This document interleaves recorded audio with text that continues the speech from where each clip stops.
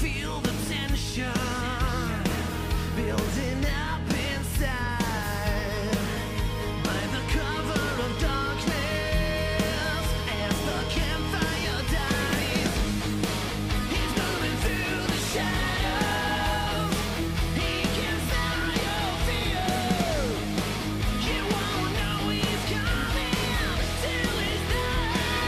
It's triple light. Friday night. The sound of chains, the gleam of the rain. Run for your life.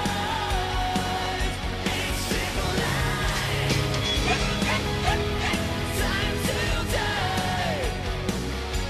He's in your mind. He's creeping up behind. There's nowhere to hide. On a Friday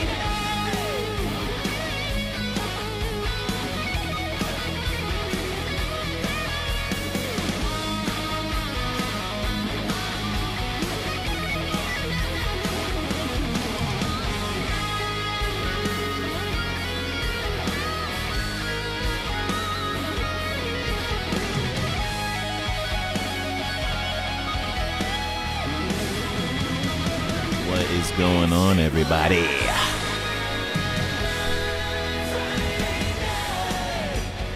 The Masked Assailants and Nightwolf Ryan, thanks for the follow.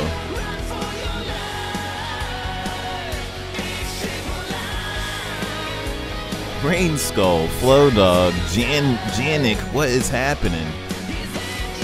You guys, we got some shit to talk about. Lewis Gillies in the house.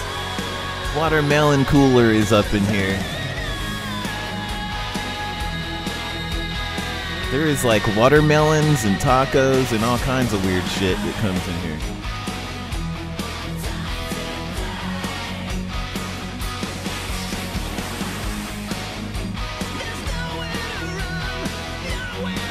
We are gonna listen to some tunes before people start dropping in here, you guys.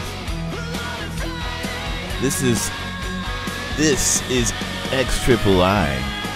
by Crazy Licks. Crazy Lixx. Go check them out, you guys. They have a website, merchandise. Swedish band. The next song I'm going to play, you guys, is called Say This To Me by Neo A4, Friday the 13th, Part 8.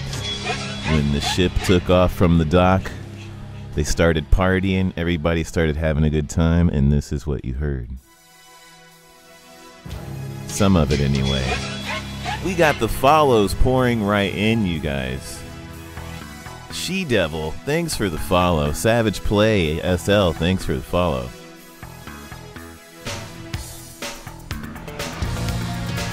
Oh my god, what is going on? Calm down, Crazy Licks. You don't get two turns.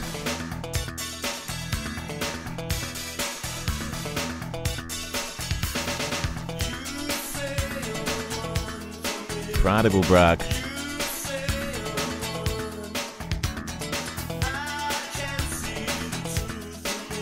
Colney, what is going on? You were Adam Palomino. Break it down.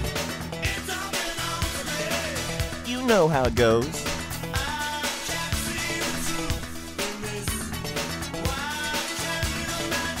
Don't say this to me.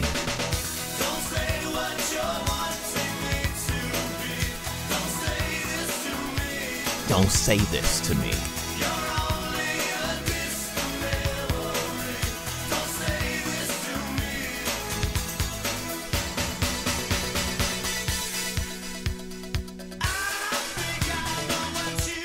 Okay. They know what I want.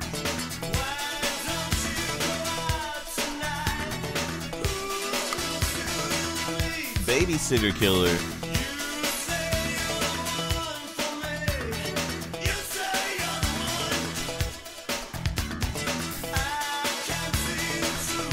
Will I be streaming the game when it's out?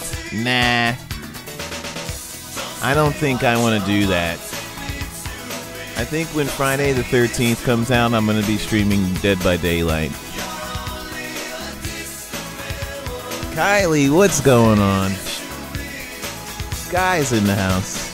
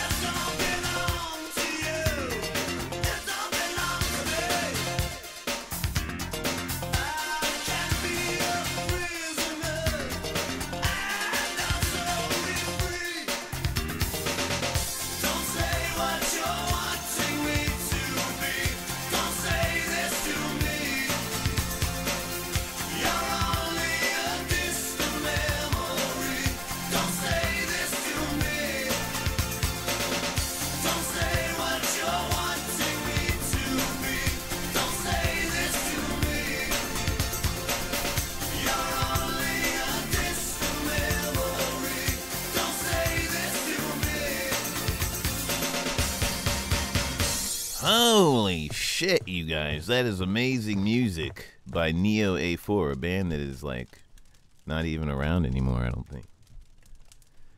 I don't even know what happened to the band members. I was trying to look up their info the other night. I couldn't find nothing, you guys. Couldn't find nothing. We gotta put on...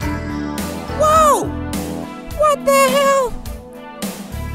I'm gonna put you in the background.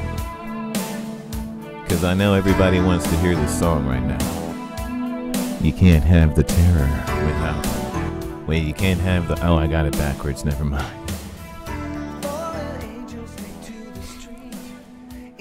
You can't have the adrenaline without the terror. Alright. So you guys, let's like jump right into this shit. Most of you know that the balancing in the game is probably not going to feel at all like it's going to feel now when you play the game again. So, aka the beta is not going to be, see, a lot of people are going to jump back in expecting it to feel like the beta again. And it will, like when you first start playing, obviously. Because there's so many small little changes that even I'm not even allowed to talk about yet. But you won't notice them until, you know, Jason's coming around, Jason's around you, and like you start to figure out, you know, oh, stamina is not working like, you know. So there's gonna be like a lot of different shit. And one thing that I guess Wes said that some people did not know about this. I didn't know that it was already news. Apparently this was news 3 months ago, but like I made sure to ask and get permission to if I could talk about it. But it's the map. A lot of people did not know that you do not get a map when you start your match. You are mapless. When you press select, there is no map there. So you have to go and find a map.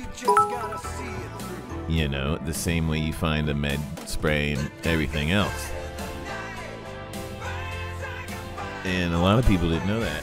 I didn't know that it was public news yet. So, Bigfoot, thanks for the follow.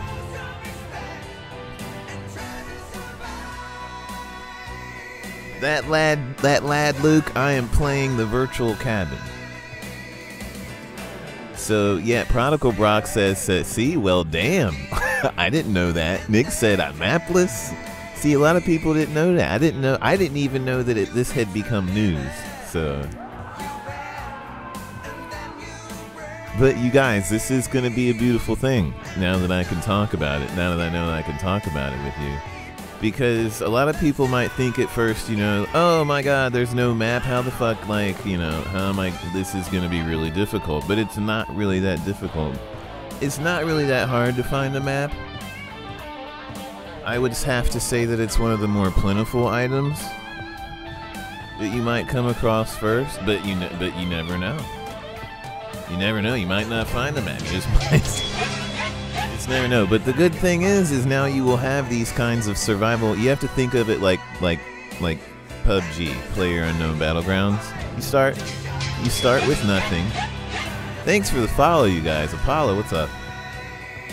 You start with nothing, and you build yourself up. So, you know, say if somebody, you know, you have those cool scenarios now where somebody else might have a map, but you got the gas or a battery, you found a battery, and you can be like, well, I don't know where the car is, so the dude with the map can be like, oh, I know where it's at, follow me. So now you get that cool kind of thing where you actually now have to rely on your partner.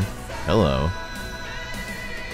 So, like, that's really cool. You know, you're depending on this person to get you to the car. What if Jason, like, stops you halfway there, kills him, and now you're just stuck in the middle of nowhere with no map, unless you memorize, you know, the area that you're in, which I'm sure people will probably do eventually. They'll memorize the actual maps, and so the only real benefit then from the map would be to use it to see where other players are at. Because you think about it, if you don't have a map, now you don't know where anybody's at. You can't pull up the map and see everybody's dots, you know, where they're gonna be and all that good stuff. So, but even then, even still, when you memorize the maps and you don't have a map, when you first start the match, you're really, because you know you're in the forest and there's cabins around, you're not really gonna know where the hell you're at until you start wandering around a little bit. Yeah, I think it's gonna be really interesting.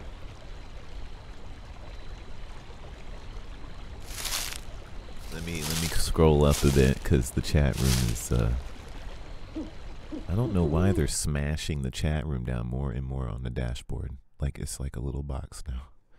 All right. Oh, hold on. There we go. Yeah, we got some. Oh no, we ain't listening to that track.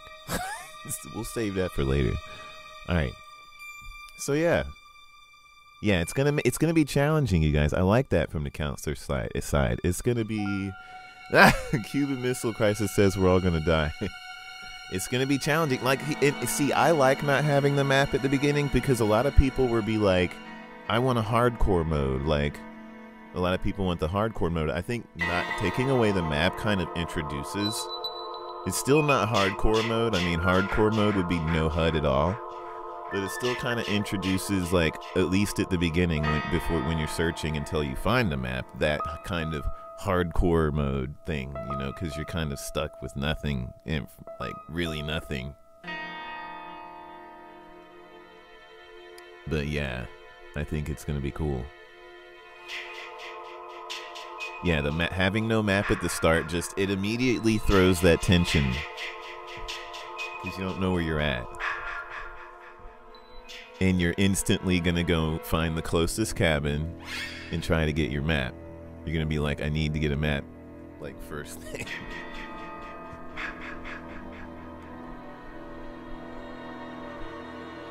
Yeah, like, you need to find it is important. And you know, there's going to be players that survive not even finding a map at all.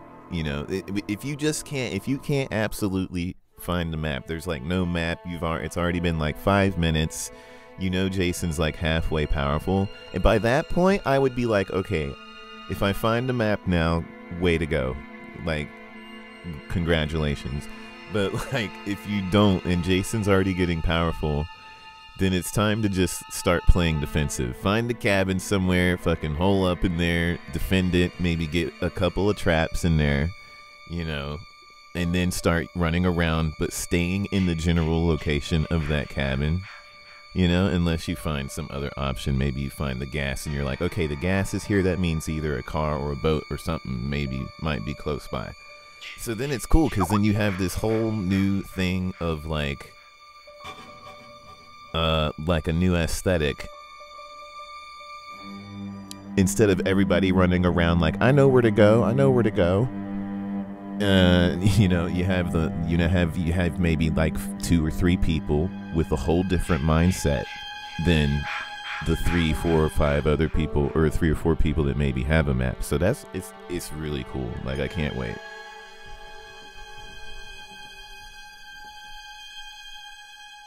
When did they say this was changed? There must have been a forum post or something, Lessman, because apparently this was announced 3 months ago.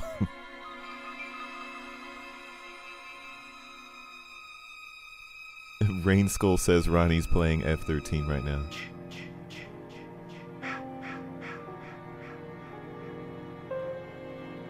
Oh yeah, Prod, that is true. If Jason is using his stock ability, not to change the subject or anything, but if Jason uses his stock ability,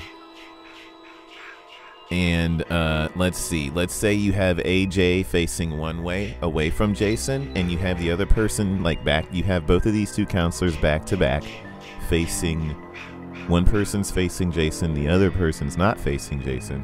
If Jason goes into stock and then he walks into view of the person that's looking at Jason, the music will come back on for them. And the person that is looking away from Jason, while the stock ability is still activated, the music will then stay off for them because they don't see him. So you get that, so they give you that. I guess it's kind of like an advantage. But the thing is with that for me is like, what if you're walking through the forest and Jason is standing like right in front of you, and but you don't see him. Like I've seen those moments. I've had those moments, and you're still just running right into his face. Because for some reason you just don't see him. That's when I think the music might kind of ruin the stalk ability. I don't know. But like, because some people do that, you know, they're running through the forest. Jason's standing there looking right at him, and they are just still coming up to his ass. I'm like, wow, okay. And then they get close enough and you start moving and they shit their pants. Oh my god. This game is going to be crazy.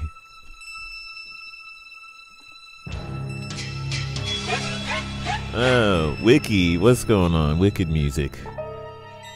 Telling you guys, the scenarios that are going to be happening for people. Like, I've watched Rob's Prodigy's, his streams, his archives for Friday the 13th, you guys. Some of the most hilarious fucking shit I've ever seen. Like, people get into that shit when they're running away from Jason, and it's funny to hear their reactions. That's why it's kind of cool to be quiet on the mic sometimes and just play a real Jason, because then the people that are playing and running from you, some of them get really into it, and they start saying shit, and they forget that somebody can hear them. Jason can hear them, and they're like freaking the fuck out. But it's gonna be a beautiful thing.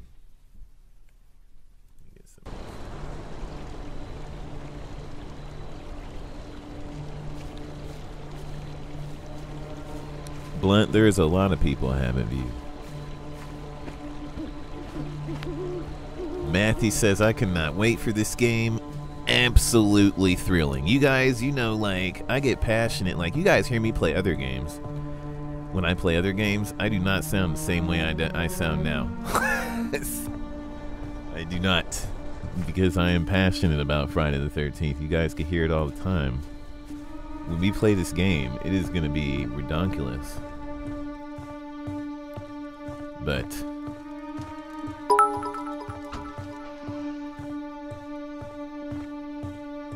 Rain Man, thanks for the cheers.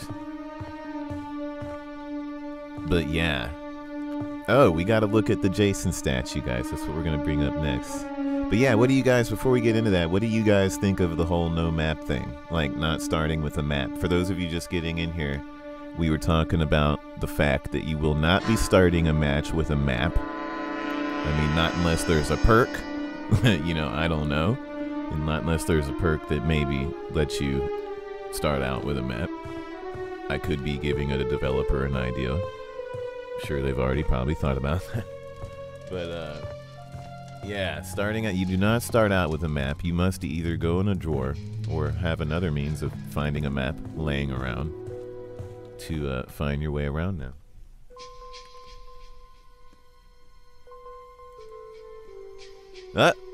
Matthew, there is no map. See, there's a lot of people that did not know about this. I'm telling you guys. I do not know where the news came out. Sounds intense. Sounds awesome. See, I thought a lot of people would like it more than hate it. Because it makes it more tense, more challenging. It presents new gameplay aesthetic for players with and without a map. Yeah, if you're stuck with players that don't do well as a team, then that can be really, that's why it's important to, you know, get a good team together. Yeah, you gotta think. It's gonna make people think more to survive rather than rely on juking and gameplay mechanics and, you know, those exploits that were done in the beta. I love it, you guys. Those exploits, people are going to try to exploit the game now, and they might get away with it for, you know, a little bit. But if you keep doing it and Jason is determined, you're pretty much going to be fucked.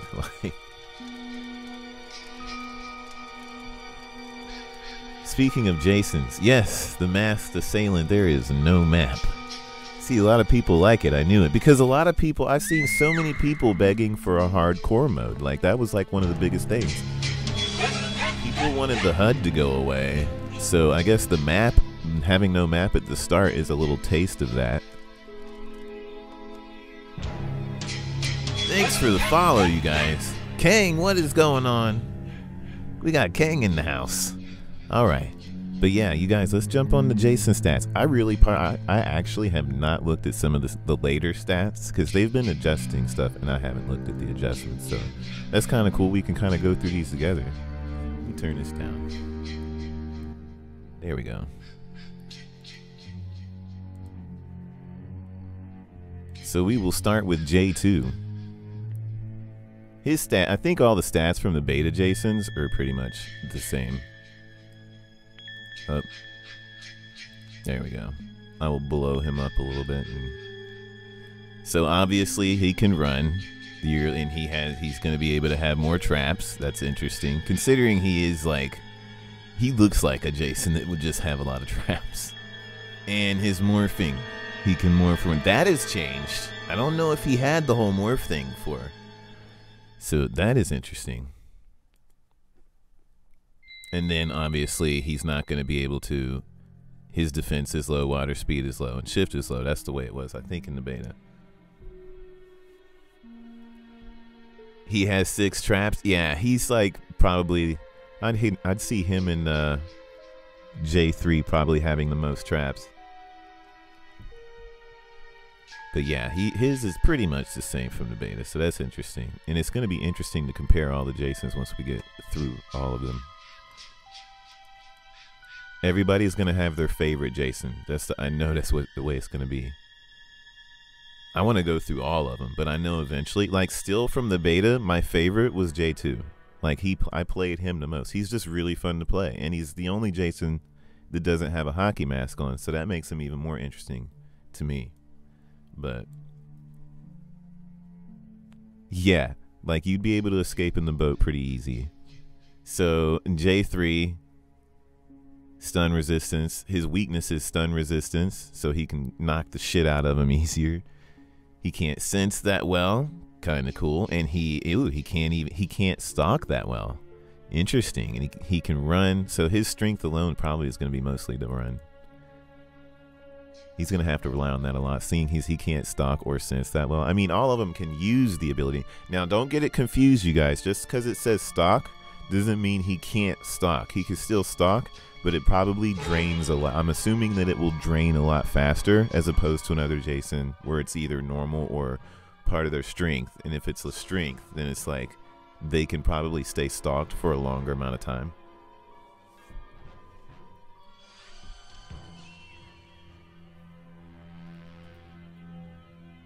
Kang with the subscribe.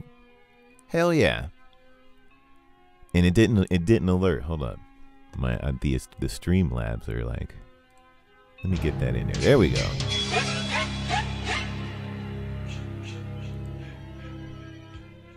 Oh, it did a follow thing. Yeah, it didn't pop up. Fuck you. That's weird. Over. Kang, we got to get that going, man. Here, let me see if it'll work this time. Another kitty subscribe. There it is. Yeah, alerts have been weird. They were weird yesterday. So thanks for the Just tossing some support. Alerts are wonky BTW. I have to share it, lol. Yeah. Oh, that now Another kitty now it's- subscribed. Hold on. Now it did it by itself. Okay. Just There you go. tossing You got- some you got support. two of 'em. Alerts are wonky BTW. I Yeah, have to the share alerts it, were lol. doing that yesterday, and I was like, "What is going on?" Like 2 people subscribed, and it didn't pop up. All right. So let's get back over here. Kang, hashtag Kang in the house, you guys. F13 Army is growing strong here on Twitch. Kang, I'm surprised to see you on Twitch, man. That is friggin' awesome. I saw you had jumped on. I was like, I'll talk to you about it later though. I was wondering why you switched. But YouTube is changing, man. YouTube is changing. I don't know why they're doing all these things, but yeah, but we'll talk about that later. But going back on to part 3, you guys. So his weapon strength, I'm assuming his weapon strength, that means that he's going to be able to, I don't know if that means his throwing knives. Now, I know it's his main weapon. That means he's going to be able to knock the shit out of you and kill you really quick. Oh, and his grip strength. So part 3, Jason, you basically do not want him to get his hands on you. Like, you don't want him to get close. Yeah, man. After being over here, like at first I was on, just to go back to what Kang was talking about really quick, I was kind of on the edge with YouTube, and I was like, maybe I should go back, maybe not at first when everything first happened. And then once I did Twitch for like just a week, I was like, oh, okay, this is a really cool place for this kind of community. Like everything just works really well. So then I was like, okay, I'm gonna stay here. But yeah, so J3, you can knock the shit out of him, and his sense and stalk kind of suck, which will keep him away from you. That's good for counselors, because you don't want him to get close to you because he will kill you, like pretty easy, unless you have a pocket knife.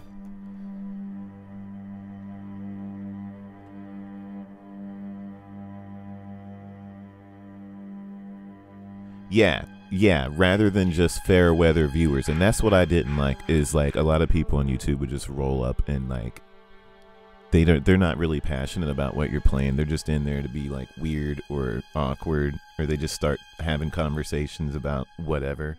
Like I don't mind people talking about anything, but it just it was really weird. Some people are really weird. But anyway, all right, you guys, that is J3. J6, one of the ones that I want to be my favorite, hopefully. I still haven't even touched J6 at all. Alright. Let's blow him up a little bit.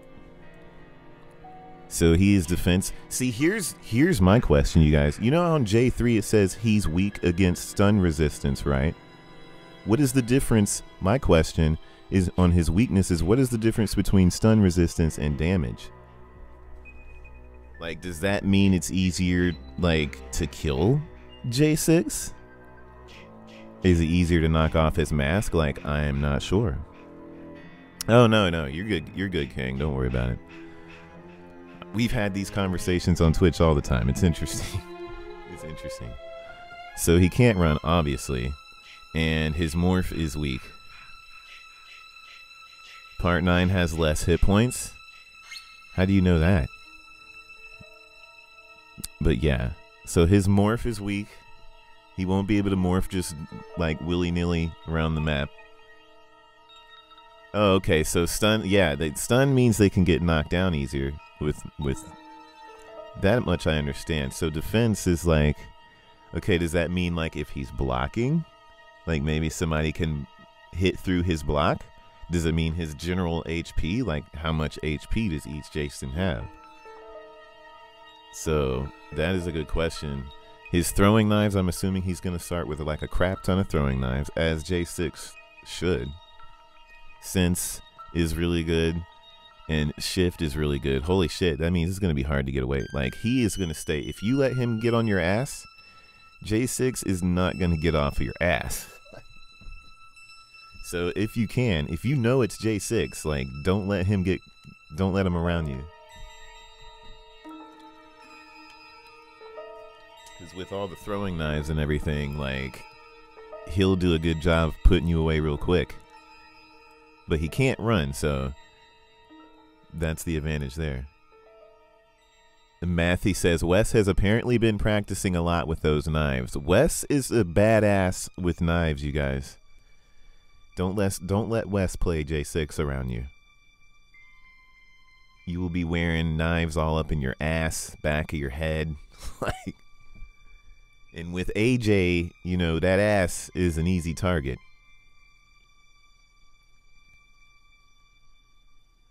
Kang, exactly, man. Like, see, the thing with Dead by Daylight is like, I'm not gonna lie, you guys. I'm not gonna sit here and lie. Like, the game was entertaining when it started out, you know, and they tried to update it and they tried to patch it, but then, you know, eventually it derailed when Survive with Friends, you know, kind of just went to shit, and so we couldn't play. I can't bring anybody in that I want to play with. I have to play with randoms all the time, which is kind of easier in Dead by Daylight because you don't really need to rely on microphone and all that stuff, but like, it's like, it was fun. And then it just kind of, it turns, here's the thing, here's the big difference between Dead by Daylight and Friday the 13th. Dead by Daylight is very competitive, you guys. You're always wanting to rank up. You're wanting to get blood points. It becomes addicting. You want to get as many points as you can. So the developers try to focus, they gear people to play by the point system. So if you didn't get any points for rescuing anybody, you're not going to rescue nobody. If you didn't get any points for certain things, like you're not going to do those things. You know, like if you get points for just laying down a trap, you're going to sit there, laying down trap. You could just sit there and lay traps down, like, and get points while in between whatever the hell it is you're doing, you know. And then, like, it gears people to play how they want them to play via the point system and rank system and all that stuff. It's very competitive. So in that way, in that manner, you just end up playing one straight through. It's very linear. It gets linear. Yeah, you can run and do all these other things you want to, but it's linear and people are programmed to play via points. Whereas Friday the 13th, there is no competitive, you know, factor in it. It's just you go, and of course you're trying to get points because you want to unlock Jason's and skins and clothes and stuff. So you're still you still have a goal. Like, there's still a goal there, but there's you when you really get into it and you get in there with your friends and you're playing with people, like, it's just everybody. You start, the point system is in the back of your head.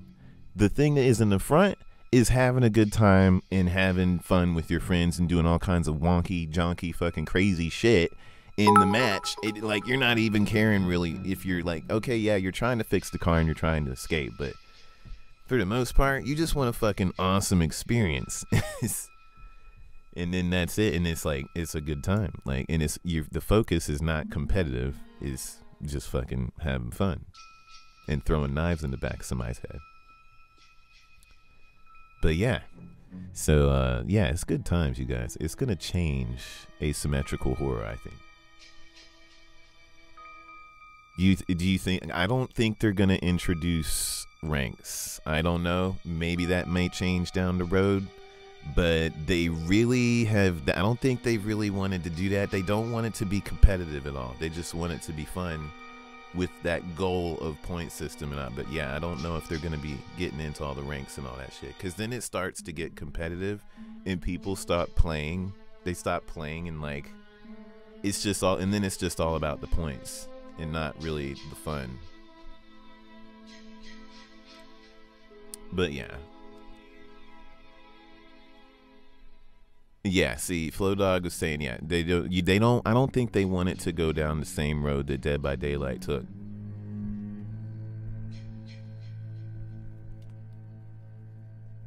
Matthew, they have actually talked supportively about that, about modders doing their thing, because the thing is like, modders going in and working on the game and doing stuff, like, if they're actually really good at it, you know, Gun Media and Ilphonic can look at these people and be like, hey, they are actually fucking busting their ass and, like, making some cool content.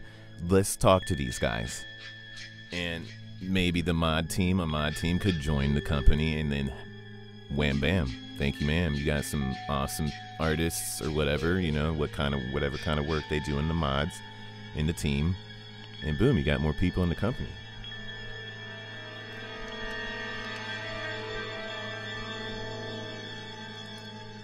But yeah, jumping back into jumping back into the Jason. So that's J6.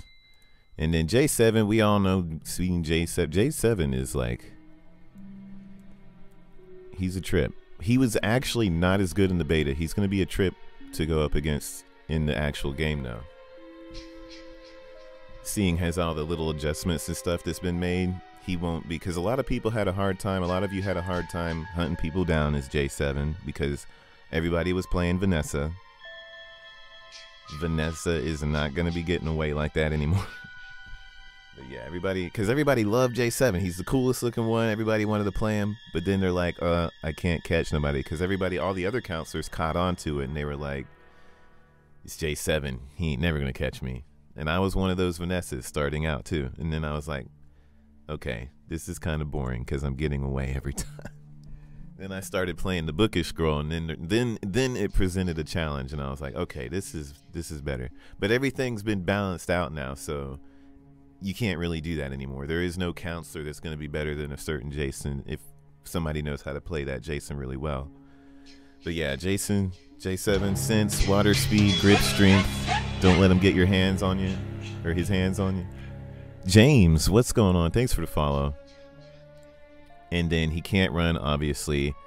Does not start with many traps. And his shift is actually a weakness. And I think before, his shift was actually decent. So that's interesting. Now, I'm wondering if this is going to be like too much of a weakness with J7 not being able to shift. That's going to be interesting. I'm going to play him a lot. I'm going to end up playing him a lot and seeing, like, because if his sense, if he can see you all the time, I mean, not all the time, depending on what counselor you're playing, but he'll be able to sense you easier than another Jason. Like, I'm wondering if that's a balance enough in comparison to the weaknesses. We will have to see. That's something you don't know, because there's still, like, even though they list the strengths and the weaknesses, there's still underlying things that you can't see going on with each Jason to differentiate them from all the other Jasons. So, but you just have to play it. I'm gonna play J7 a lot and see, can I hunt well with him or not. A lot of people, I haven't looked at J8 stats yet, but a lot of people are saying they really want to play J8. So that's the one that people are saying they're excited for. What did I have for him? Okay, so that's an interesting question.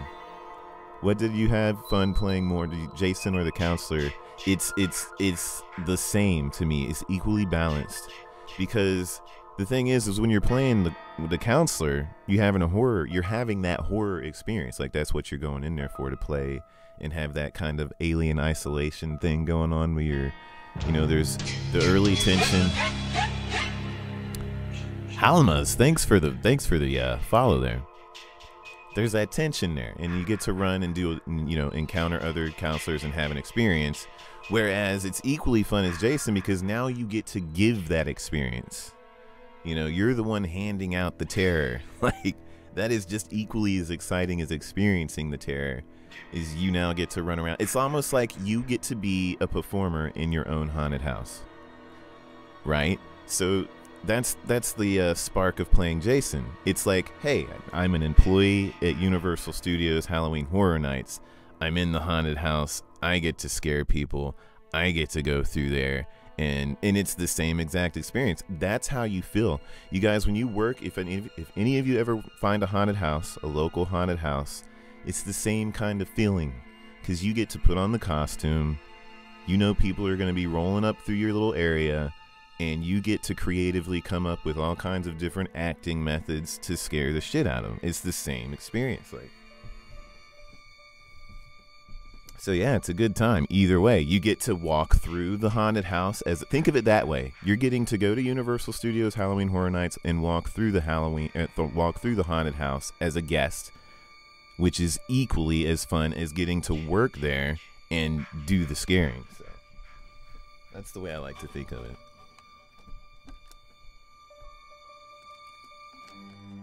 Because I know a lot of you are going to be like, most of you want to jump into the Tom Savini Jason and walk around like firing up the woods. shit's gonna be crazy. And then the music, it's gonna be tension heaven. All right, so jumping over to J8. Blow him up there. He has really fast water speed. He can bust the. I'm assuming destruction is like. He can take doors down quicker, and his stock ability, you guys. That's my Jason right there. See, now I know why. Because everybody is gonna want to stalk as him. Now, if you guys remember in the movie too, J8 is really the only one where you really see his stock, like, actively. Because there's the scene where, like, the principal or whatever, the principal of the school, they're in the alley, and he sees Jason for the first time finally, and he runs away, and he runs into a warehouse. Jason was behind him, because you see the guy looking behind him. He runs into this warehouse. The camera doesn't change. He walks into this warehouse, goes upstairs, and the camera pans up, and then Jason, you see him fly out the window, when Jason was just behind him in the same camera shot. So that's like saying that, hey, Jason just moved from over here to over here, and we didn't see it, but somehow he was there, and he got the guy and threw him out the window. So, like, and he did it also in the boat when the Asian girl ran into the party floor, and everything's going crazy. He busts through the door, she sees him, and she gets, like, anxiety, I guess. She starts looking all over the place, and he keeps moving around the room, like, and it's like, what the hell's going on? And then he appears in front of her and just chokeholds her, to death. And it's like, wow. So that's why I can see why J8 has advantage in the stock. Yeah, the Asian chick. Weaknesses, he can't sense as well, so he won't be able to find you as easy if you have good stealth anyway. Can't run, and grip strength, so you can kind of get away from him.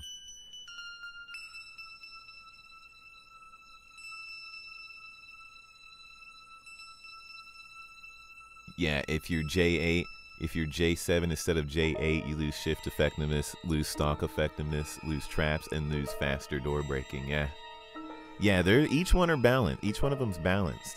Now me, I would probably love J8 because of his stock, because that's what I really want to kind of learn, is how to stock really well. So he'll probably be like, you probably don't even start with him right away, but once I get him, you guys, it is on. And then J9, Wartface, Skabam. Alright, so he can't run, obviously. Less hit points. See, now we've heard stun resistance, we've heard damage, less damage, and we've heard less hit points. Okay.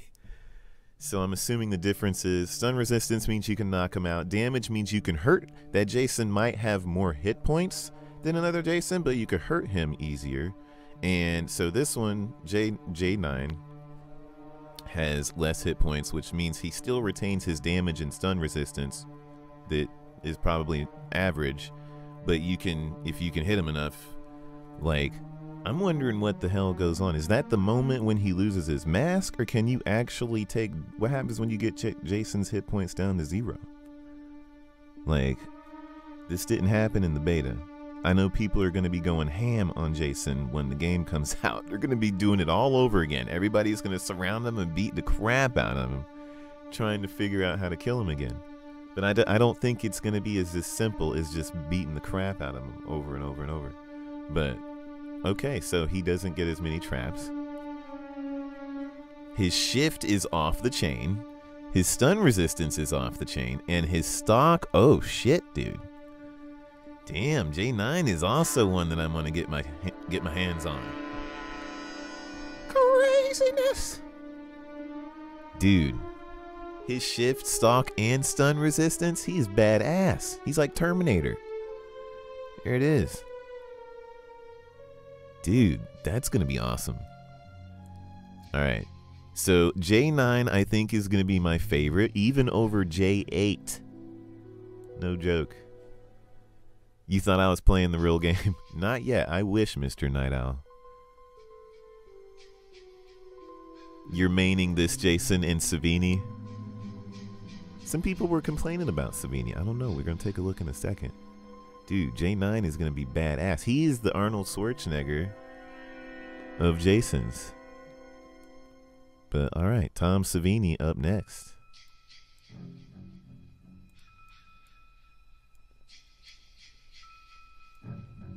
All right, so shift, weapon strength, destruction. So he can break the shit out of some doors. Plus his weapon is stronger. Dude. And then he can shift. Oh, shit, yeah, you want to stay out of his way. He's going to be like, this is for people that like to just, because some people like to methodically play Jason, you guys. Like, some people like to hang back or study, you know. Like, if you see a counselor right away, don't just chase after him. Watch him. Watch them from the distance. What are they doing? They're scared. They're not going anywhere. I kind of like doing that, you guys. But this Jason, like, and then you kind of hunt with some kind of plan going on, you know. That's the methodical Jason. But then some people just like to play. They just are constantly moving forward. They see somebody, bam, going after him. Like, don't let this Jason do that. Because people that play like that, them shits, if they do it with Savini, they're going to be fucking your shit up, because they're going to be coming after, they're going to be going through doors after you really quick. They're going to be busting you up. If they start swinging and they don't grab at you, you're fucked. Like, his water speed, he can't run, and he has, okay, so he has crappy grip strength to make up for all this badassery over here on the left.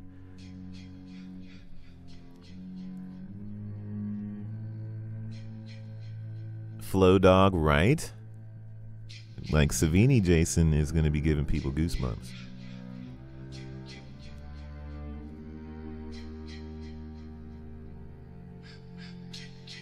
Yeah, well, yeah, that's one thing. And they'll see that Chaosian. They'll see these things. Once people get in the game, see, the developers will be able to learn more. I mean, the beta was only 1 week, but they're always going to be watching. You know, they're going to be seeing how many times, which Jasons people pick the most. You know, what is something that maybe somebody doesn't like about a certain Jason. They'll keep an eye on how people play. But I think overall, like J7, here, let's go back to J7 real quick. J7 does seem like, because you got to think of it, I'm going to categorize the running Jasons away from the walking Jasons, because there's more walking Jasons than running Jasons. But yeah, J7, he has, I mean, see, he has grip strength, though. I mean, yeah, he has water speed, too. So people will have to stay out of the water. They won't be able to take shortcuts through the water. And he has sense, so he can find people. He's not by any means a weak Jason. I mean, he'll be able to find people, and once he gets his hands on them, that's it. Like, I still think I'm going to play him. I'm going to play all the Jasons and try to play them extensively. But yeah, J7, I'll play him and see. But you see, you don't know, you guys. What if J7 has, this is me theorizing, I don't know if this is really a thing, but what if J7, here's the underlying mechanics that they might not be telling you about, that each Jason might have over another Jason. What if J7, when a counselor is close to him, it gets the shit scared out of them way quicker as opposed to another Jason? So say, what if your composure goes up really quick as soon as J7 gets around you, which handicaps you, and J7 has an easier time doing that as opposed to maybe J2, who is less scary. I don't know. That's just me theorizing, but that would also be kind of, I think, a cool thing. You know, each Jason maybe casts a different amount of fear in a counselor than another Jason. So you never know. I think that there is underlying mechanics going on that's just not a part of these 3 stats that they give you for each one. Like, I think there's more to it than that. But yeah, I know what you guys, I know what some of you mean by that, like the comparisons, because some do look a little bit stronger than others, but I just think that there's a little bit more to it than just those basics. Bernie Lomax. What?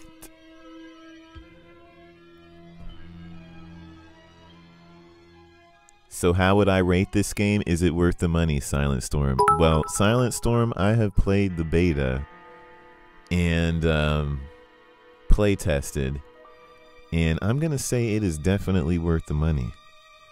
The pre-orders, you can pre-order it right now, Silent Storm, on Steam. If you scroll down, if you're getting it on Xbox One, PS4, there, I don't think that has been situated yet, but if you scroll down, you can find it right there on one of my panels. Click it, you can pre-order the game right there on Steam.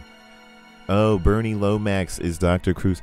Oh, Weekend at Bernie's. Yeah, that's right. That is Dr. Cruz. I was like, who is Bernie Lomax?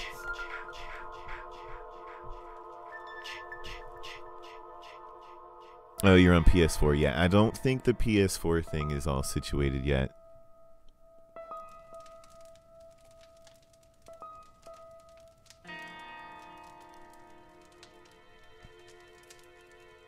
People are complaining about the price of the game. Why? This game is here. Let me turn myself back over to the cabin. Here, let's put some music on, you guys, while we are. Let me see. Guess who? Oh, you guys, guess who wants to say hello? Somebody wants to say hi.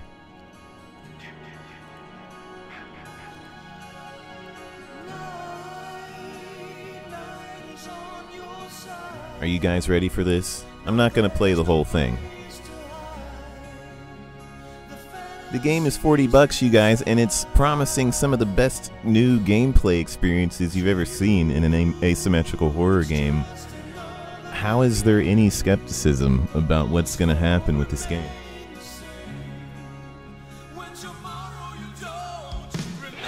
Somebody wants to say hello. I think it's Crispin Glover.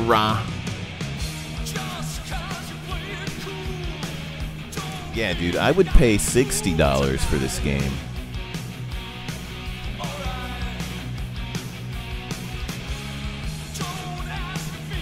But yeah, you guys that have played the beta, and then like if you played the beta and you are still wondering how the game is gonna be, like what did you do in the beta?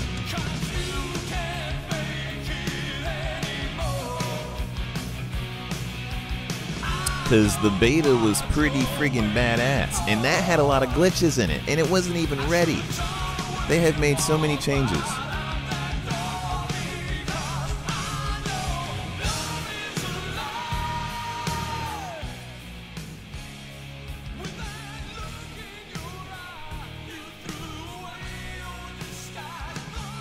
Yeah, see, the cabins are random.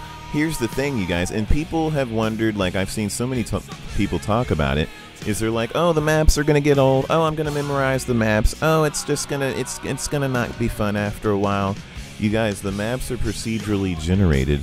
The maps, the items, the cabins, the like the layout of the map stays the same. But the items where you spawn, you know, the different players that you're playing with, where the gas appears, where the car appears, where the cabins are situated in an area. Sometimes it's, you know, sometimes it's a bigger cabin and a smaller cabin, and it's not the same kind of that. The cabin locations are the same, but I think the cabin sizes switch up.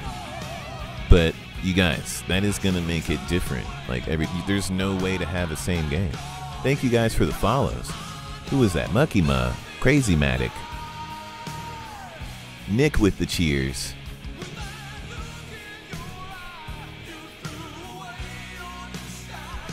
But yeah, it's gonna change up every time. You won't be able to memorize much. Like you might memorize where to go in the map, but that's like, okay. What are you gonna do if you don't have med spray or a pocket knife and you go the same way, same exact way you did last time? And then there's Jason, who's also picking different routes all the time. You're gonna have different experiences on different parts of the map all the time. It's never gonna be the same experience twice.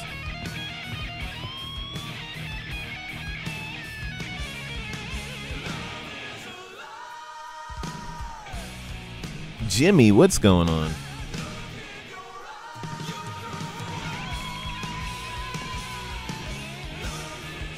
But yeah, do you guys, here, let me scroll up. If anybody has questions or any topic you want to talk about, let me know. We will do it.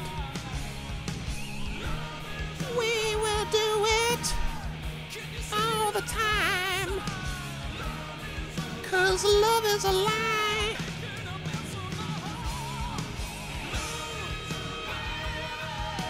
Yes, only the alive Jasons can run motorcycles.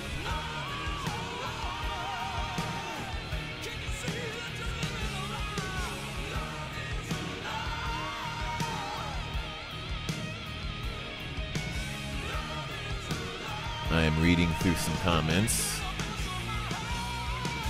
while you guys enjoy this Crispin Glover song. Actually, it's not Crispin Glover's song.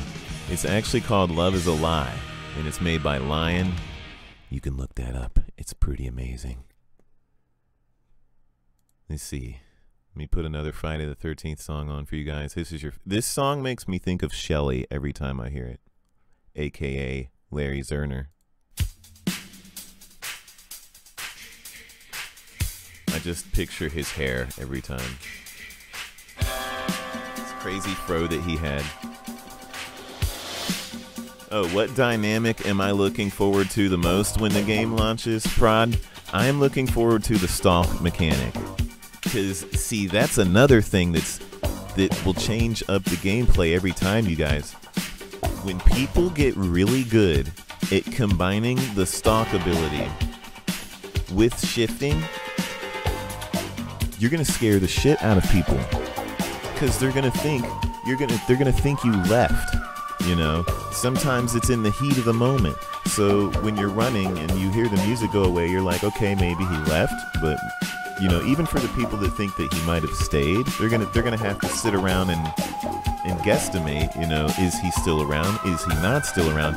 And in that time frame, if Jason's good enough. Turn this down a little. If Jason is good enough, he can set himself up for an ambush in a place that the counselors are not going to expect you to be. Let me see if I can think up a good scenario. So, okay, let's take this for example. Like, say you're trying to go into a bathroom. You know, like it's like the whole building is a bathroom. And you know, you're running, Jason's after you, you're approaching the bathroom, and you open the door to go in, right? And you think he's behind you. Okay, the music goes away. Let's see, before you opened the door, the music went away. So you're like, oh my God, oh God. And you open the door and you immediately hear the music go away. So you're ready for him to try to shift grab you or some shit, right? Because you don't know if he's doing that after he turned the sound off. So you look back, nobody's there. Okay, so Jason's not chasing you anymore, right? Nobody's there. And the music went away. So you turn back around, you're like, okay, he's not behind me, I'm good. So you go into the bathroom, close the door, turn around, you keep walking through the bathroom, and then all of a sudden Jason just walks out in front of you from maybe a stall or some shit. How the fuck did that happen? It's because when you turned around to go look behind you to see when he was still there, he had turned off the music, and then shifted into the bathroom, you know, and you didn't know it. Like, it just happened so fast that you don't realize what the hell is going on, and then he's there. So that's gonna happen way more than you guys think in all kinds of situations.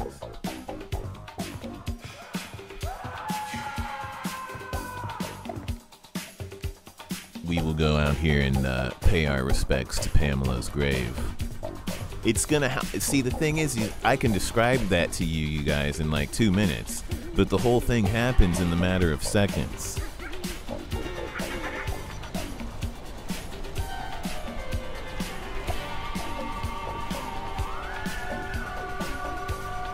He was in the bathroom taking a shift. What?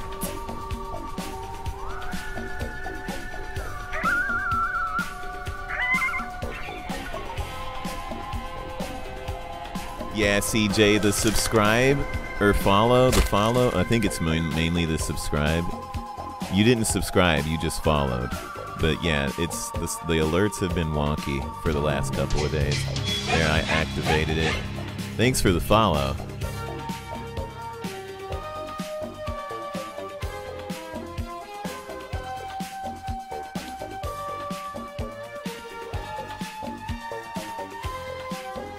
Oh, CJ, I don't think you subscribed yet because it does not say it on my alert list.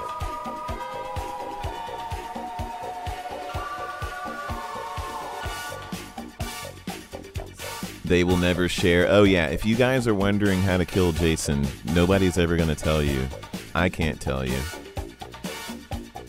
Oh, CJ, you did it with Prime? That's weird. It's not in the chat or in the... Oh, there it goes. I see it. Yeah, that's weird. It doesn't show up in the alerts. Yeah, alerts have been wonky. I think Streamlabs are doing maintenance or something on their alerts. Here, let me refresh it and see. Oh, there we go. There you go. Another I had kitty to activate subscribe. it manually. Yeah, they'll fix the alerts, you guys. They've been a little bit wonky last couple of days. I will make sure and let Streamlabs know that their alerts are a little bit weird. Yes, each Jason has their own chase music, as most of you know. So that means J3, J7, J8, J9, J2. When they're coming after you, you will hear different music each time. So J2 will have his theme, and it's cool because I really love that they did that. That is one of my favorite things, you guys, because it makes each round that much more different. So now, like, if J8's coming after you, you're going to hear Jason Takes Manhattan. Well, actually the composer, I'm interested to see what Harry Manfredini does with J8, you guys, because the composer on that movie was the only one, I think, where Harry Manfredini did not have a hand in on it. I think they recycled a lot of his stuff, but the composer for that one was a different composer. I am really interested to see Harry's take on that. But yeah, you will hear like the sounds and the synths and the feel of that Jason from that movie. So like if you hear J6, it's going to sound like the J6 music that you heard while you were watching that movie. And when you watch J2, it's going to sound like the stuff you heard from J2. And all of it's kind of similar, but you could see as the years went by that how it just, the synths and some of the instruments would change. And it just has a different feel and a different way of frightening you because of the music change. You're interested to see if the different themes are influenced by the rest. Yes, Chaos Yan. I can answer that for you right now. You will hear it. Like when J6 comes after you, you're gonna feel like J6 coming after you. Like you're gonna feel like you're in the movie. When you hear J2, it's going to feel like J2. And J3 is the same. You've all heard J3's is basically the one you heard from the beta. But yeah, when you hear all like it's going to be crazy. Like you guys heard the Savini. You guys heard you guys need to get hyped. Like you have every right to be hyped right now. Cuz you guys heard this. Let me just say that to you. Like you guys heard the Savini music. That shit is off the chain. You can expect no less from each of the other Jasons. Like, the shit is gonna be ridiculous.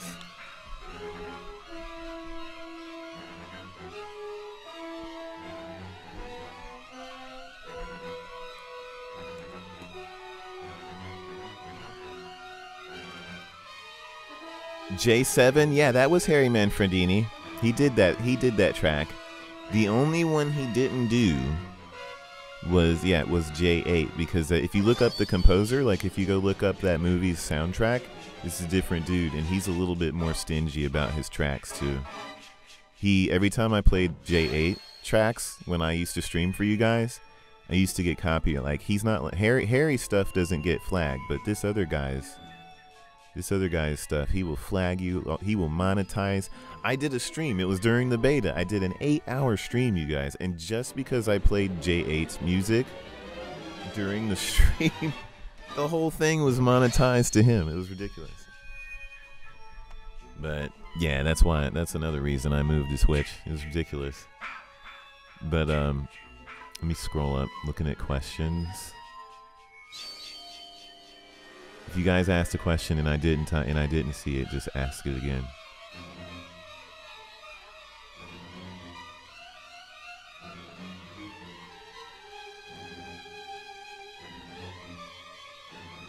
J7 is it's Harry Manfredini's music. They must have took his tracks. Maybe he didn't score the whole thing, but his tracks are in there. His tracks are definitely in there. Yeah, I'm pretty sure it's Harry Manfredini, because I know his sounds. I'm pretty sure that part 7 is Harry's music. Here, let me go make sure, but I'm pretty sure. Like, cause he's even done some of the tunes that he did from part 7. You can hear it in the game. Like when you're chasing with Jason, and because you know it sounds different when you hear that music. A lot of that in there is from J7. You got to listen for it, but it's in there. But I think it's maybe from tracks that he had done before. Maybe they put it in J7, but I'm pretty sure he did J7. Let me see.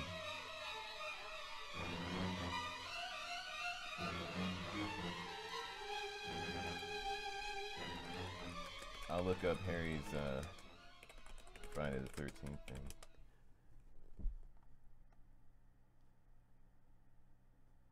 There we go.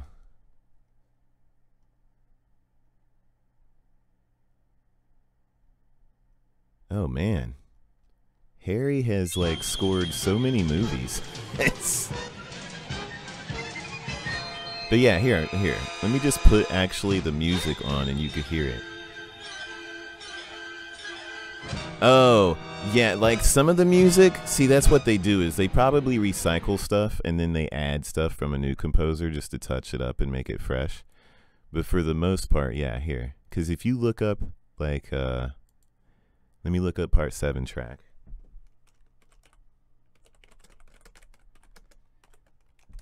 I'll pull up the OST. You guys, I'll put it in the background, the OST.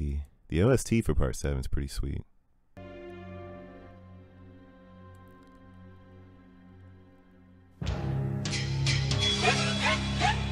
Rozo, thanks for the follow. Here, let's go back. See, now that stuff, like this right here, that's not Harry Manfredini. So that's probably the new stuff. Like that stuff right there is not Harry Manfredini. See, oh, okay, it's both. Okay, I looked it up. Here, I'll show you. Yeah, it's two. It's Harry Manfredini and Fred Mullen. They work together. That's why. That's why you hear Harry stuff in there. They mixed it. They probably mixed both of their recipes together. Here, let me pull up the screen. There it is. Harry Manfredini and Fred Mullen. They probably worked together and mixed in both of their works, and it just made like a beautiful recipe that way. So that's kind of cool. Oops. All right. It's very interesting. But yeah, you can hear like a lot of what you hear. Let me go.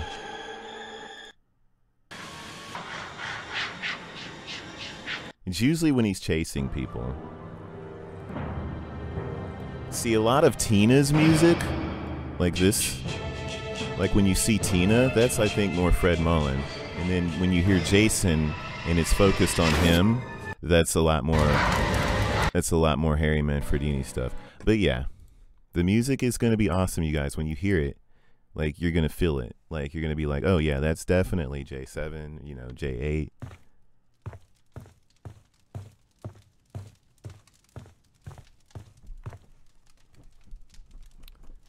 It's very exciting. All right, let me put this back on.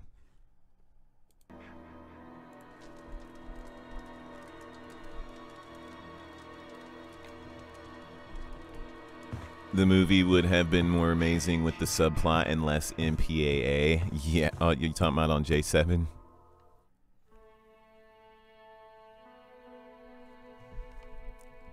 Oh, boo, what do you mean?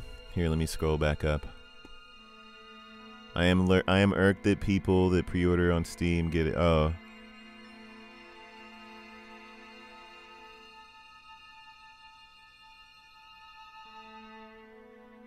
Well, I mean, even though they get it, they get it on Steam, boo, but that doesn't really, I mean, they're not going to be able to play it until it comes out. It feels unfair. They don't get anything. They can't really, I don't even think they get to see the achievements until the game's out.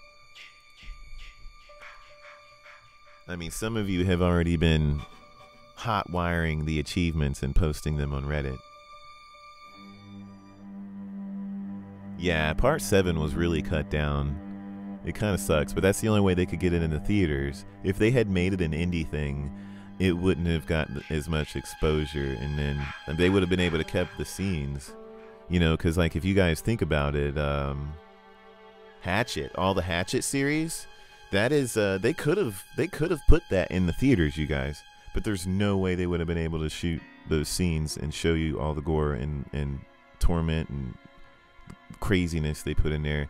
If it had came out in theaters, they would have cut it down. It would have gotten exposure, but it wouldn't have been true to horror fans. And that's what I like about Adam Green,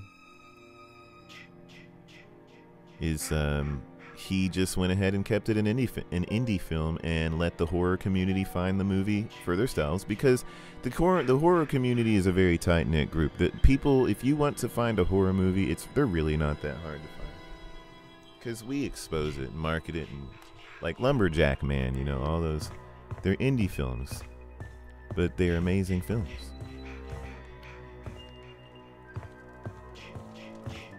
And Hatchet, if you guys have not seen the Hatchet series, definitely go watch it. It's Kane Hodder plays Victor Crowley,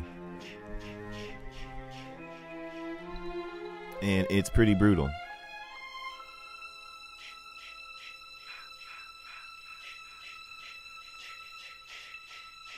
J7, there was a female exec that hated Carl Buechler. Damn. See, I still need to listen. Speaking of, you guys, how many of you in here are interested in Kane Hodder? I'm assuming maybe 1 or 2 people.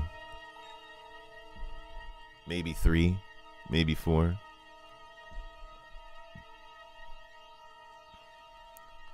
But yeah, you guys, Kane Hodder, if anybody wants to know, I just recently found this too, but I just recently found a book called Unmasked, and it is Kane Hodder's life story.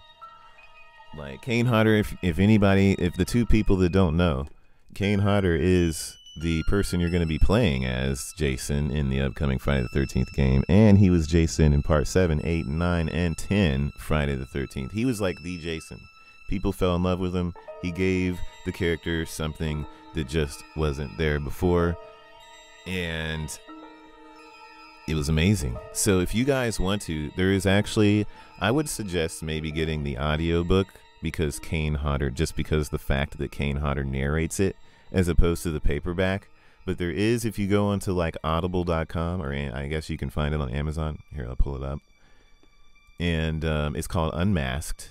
It's 8 hours worth of just Kane Hodder, you guys, and his work with other people in the business, how he was bullied here, how he was bullied in school, and like, I guess these bullies were really something, like, because I haven't heard it yet. I still need to fire this up and listen to it for myself. But yeah. Unmasked documents the unlikely true story of a boy who was taunted and beaten relentlessly by bullies throughout his childhood. Kane only escaped his tormentors when he moved to a tiny island in the South Pacific, where he lived for all of his teen years. After living shirtless and in a jungle for a while, he headed back to America, where he fell in love with doing stunts, only to have his love burn him. And so yeah, he had a really bad burn that almost killed him. And you'll get to hear like his entire thing that happened with that up until his career started. You know, he was just trying to make it. You know, he was busting his ass to try to make it in the stunt industry, because he knew it's really what he wanted to do. And then finally he kept going and kept going, you know, eating ramen noodles maybe. And finally he got his big break with John Buechler, because he worked on a movie with him previously. I think it was Prison. And then he got his big break with that, because the next movie that John Buechler got involved in was Friday the 13th, part 7, and Kane and John knew each other really well, and that was his connection into the big time, into a stunt performer becoming a star. Like, when does that happen? But yeah, if you guys are interested in that, it is called Unmasked. Again, Unmasked. And you will find it. It's called, just look up Unmasked Kane Hodder, and you'll probably find it. Get the audiobook, because then he narrates the whole thing. And yeah, and I think like I still have to listen to it myself. I can't wait. It's gonna be awesome. He has actually a DVD version of this coming out, and it's called To Hell and Back. That hasn't. They're still working on that, I think. But it's gonna be a visual documentation of the same story. I really just want to hear it in writing first, because I think 8 hours worth is gonna be way more than you're gonna get out of a DVD. It's probably like maybe 2 hours long, but yeah, it's gonna be awesome. Yeah. Oh, Adam Green does the introduction. Sweet. So sweet. I can't wait. Hype for F-13 Army. Hype for F-13 the game. You guys, do you have any more questions? Because we will. I don't want to keep you guys sitting here. I know you guys hate listening to me ramble about bullshit. Some people come in here and they're like, when is he going to play the game? When is he going to play the game? Oh, is he going to play the game now? And I'm like, dude, I'm not playing the game. We're in here as a community just talking and shooting the shit and having a good time, and it's delicious. And I'm looking out the window. Isn't it beautiful? I just want to go swimming right now. But yeah.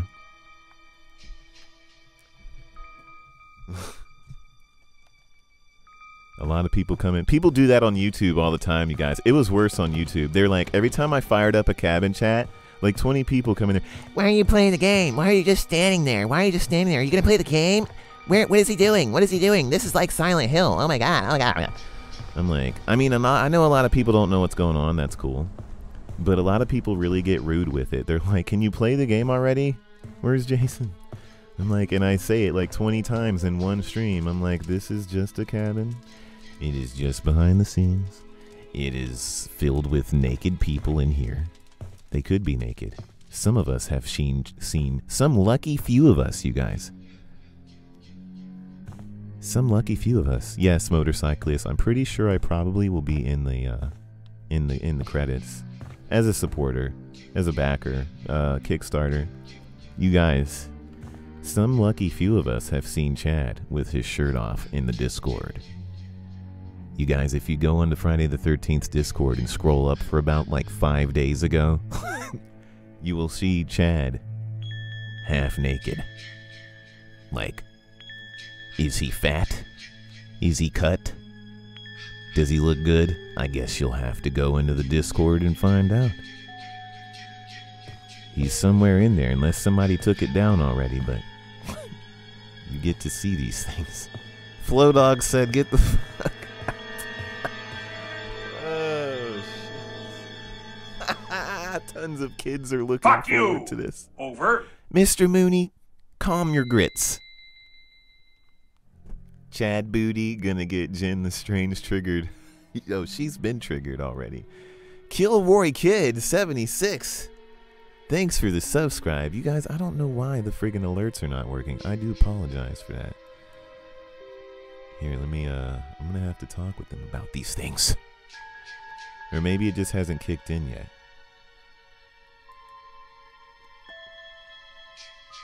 It's kind of weird. I don't know what's going on. Anyway. Kilroy, thanks for the sub, though. Hashtag Kilroy, joining the F-13 Army. Delicious. We are going to grow strong. And it's going to be amazing, amazing fun. Watermelon cooler. I'm hungry. Give me a piece of yourself. Nick, thanks for the cheers. When am I going to do a movie night? When I have to get some time, and I could probably do one tonight. I don't know. I have to see. But we need one thing, too. We need movies. We have 2 movies right now. I need to go find some more. I need to find where to download it. See, some of these movies, you guys, that you're linking me to, I can find them, but they're really crappy quality. Like, I like for it to at least be decent quality. But we have George Romero's Night of the Living Dead. I can stream it. No probs. And The Night the Town Dreaded Sundown, or whatever. The Town That Dreaded Sundown is another movie I am allowed to play. And, yeah.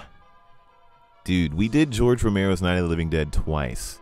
Like, almost within 2 weeks, and it was fun both times. I really love streaming movies for you guys. It's good times. Black Magic. Oh, man. He just appears. You guys, if you ever watch Night of the Living Dead again, like, watch the friggin' dude. What is his name? I don't even remember his name. But the black guy, he just appears out of nowhere. Like, it makes a weird sound effect, and then it's like, bagoosh, he just pops into view, like right with his face in the camera. I'm like, dude, black magic, for real. And then the girl is stunned because he appears out of nowhere. The girl is like freaking out. She's stunned. She's like, oh man, I don't know whether to be scared or turned on right now. And she's just like watching him the whole time. Like, she was like uberly turned on when he appeared. And then she had anxiety problems right after that. So this guy is definitely black magic hashtag. It was pretty crazy. And then hashtag spark plug in friggin' the town that dreaded sundown. Friggin' amazing. Sparkplug, the person that played that character in that movie, was the director of the film. Like, he's such a goofy character, and I love it. She was both at the same time. Bree's knees dropping some potatoes. Yeah, movie nights are the best. I wish I could just stream any movie I wanted to, but unfortunately, things and stuff have a problem with that. Tony Todd? No way. I have not seen. If I had permission, who owns Tom Savini's remake? Does Tom Savini own it? Somebody get this man on Twitter so I can ask him if I can stream it.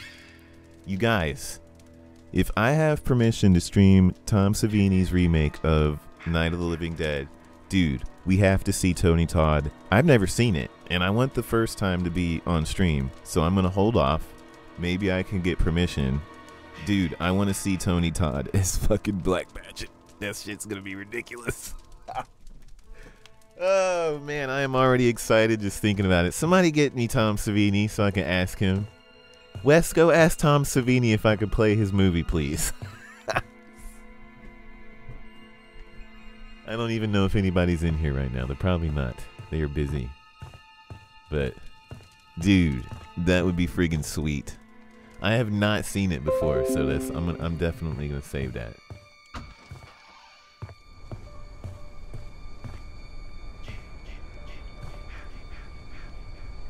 Right. Like, is it pretty much the same exact story that is the first Night of the Living Dead? You know, where they're in the graveyard and all that shit, and then she runs and runs and runs, finds the house. I wonder if Tony Todd, does he appear out of nowhere? Probably not. He's gonna do something else that's worthy of the hashtag, though. I can feel it. Dude, like, this is freaking... You guys, we were talking about it yesterday while we were playing The Walking Dead. Telltale Walking Dead New Frontier Episode 4. It would be really cool to see a Friday the 13th Telltale game. Can you imagine? Like, let's just think about it. Yeah, Savini was in Dusk Till Dawn. That's one of his most famous roles. But yeah, you guys, Telltale, Friday the 13th. Imagine it. Okay, let's put ourselves in the game and imagine. Fuck you, Mr. Mooney, you stay out of this. Clowns will come later. But yeah, imagine like your team playing Tina, and it starts, and you're going to the party to meet the other. That's the exposition. Like, it's daytime. It's daytime. You're going to the house across the street, getting away from Dr. whatever his face, Dr. Cruz, and now you have the interactivity to talk to who you want to in the party, react to who you want in the party, create friendships or create hate between people in the party. And if you get in trouble if you like one person, when the other person knows that, hey, you're talking to this boy, and oh, now they're not gonna like you, so you might ruin that before you even go over to one character's. Just because you walked in and talked to the cutest boy in the room, some girl noticed it, so instead of talking to her first, maybe you just ruined an interaction already with her that you potentially could have had if you didn't talk to the cute boy first, depending, you know. So you go talk to this girl and she's all snobby, maybe it's like Melissa, but imagine if you had the chance to befriend Melissa and she was on your side, what would happen? So all of that would happen in the exposition. You know, you'd have your moments with Dr. Cruz. It would be decision making. You could walk and talk to whoever or do whatever you want. You know, maybe you take an item that you don't need to take with you. Maybe you steal somebody's shit. you know, in the party, and you take it with you, and it becomes a benefit later or some shit like that. But like, okay, so then you have the daytime moments that would work really well, and then the nighttime moments would come, and maybe there could be daytime moments with Jason too, who knows. But like, there's those moments, you know, where maybe the transition is not so apparent. You know, you just leave to go check something in the forest really quick. It ain't still daytime. Jason may be out there. But, you know, like all kinds of ideas. You know, you're running from Jason. Maybe you could go to the house. Maybe you could avoid the house and go into the woods. Two different scenarios if you would have went to the house where people were at, as opposed to running in through the woods for something else, for some other reason. But yeah, like this whole Telltale thing with horror, you guys, I think is something that's untapped. That is going to could make a lot of money. Like, the business end does not have to worry about that. But yeah, like making those decisions, making the friendships, making whatever, like through those interactions could make an entire movie. You know?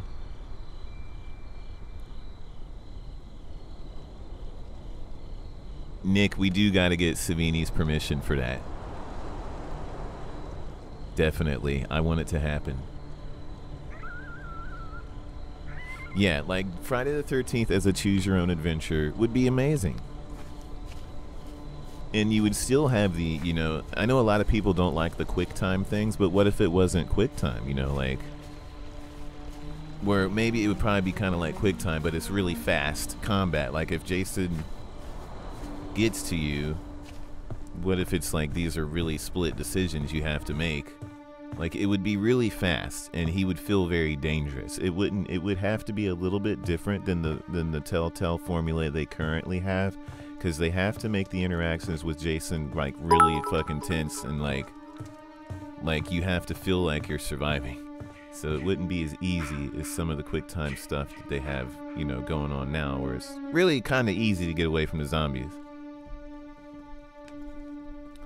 But yeah, like Until Dawn. Like if like Until Dawn was done as Friday the 13th, would have been amazing. In the style of the NES. Yes. The NES choose your own adventure. But yeah, there's some really good ideas. Untapped. You guys. Untapped. And that's like, there's so many things that are untapped with the current game that's about to come out. But the thing is once they get the money, once this game gets successful, once the support is there, and everybody's backing it, like, this game right here is just gonna grow into a beast. Because then the developers are gonna be like, hey, remember those ideas that we had on the back burner? Hey, now we can actually fucking do this shit. Wham bam, thank you ma'am. Amazing things happen. But yeah, you guys, I don't want to drag, you guys know I don't want to drag my cabin chats on for too long, because I know some people like to go back and listen to these. They probably hear some topics, they're like, oh, I don't want to hear that. Skip through it. Oh, I don't want to hear that. Skip through it. I know y'all do that. Y'all skip through it until I start talking about something interesting. It's futile. Thanks for the follow. But yeah, that would be amazing.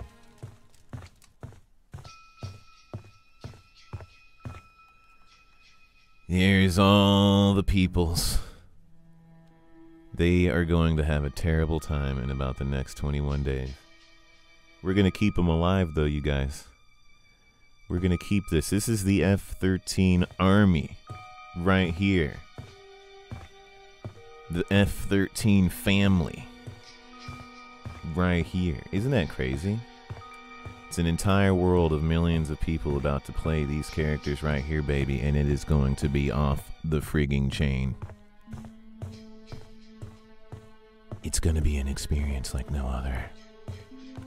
Let me have a taste of that marshmallow. Girl, you were cooking the hell out of that marshmallow. Bookish girl, you guys, I can't wait. She's going to be one of my mains. The bookish girl, Mr. Night Owl, what is up? Thanks for the follow. I want the bookish girl to be one of my mains just because, you guys, look at her. She's fragile. People root for her. She's fragile. She ain't done nothing wrong. She ain't going around smoking drugs. I don't think. You never know. Bookish girl might be putting up a front. She's a goody-goody girl. I want to play the goody goody girl. See, I think of her as my last girl more than I think of the person that's supposed to be the last girl. Jenny Myers, or Jen Myers, is, she is supposed to be she is supposed to be, like, legitly the last girl. And that's all I can say right now. I want her to be my last girl. I mean, look at her. She's already halfway there. Okay, all set. Time to get out of here. And then some people are going to want to have their last guys. Who out of this entire crew of males is going to be the last guy for you guys? Who wants to... There, that was quick. Nick said La Choppa. That's who if I had to pick a male character, okay, that's my male. All right, this is who I want to be my last dude, and this is my last dudette right here. La Choppa, I think, might end up being my favorite. Deborah's gonna be my main, but I am gonna be fucking putting some time into La Choppa.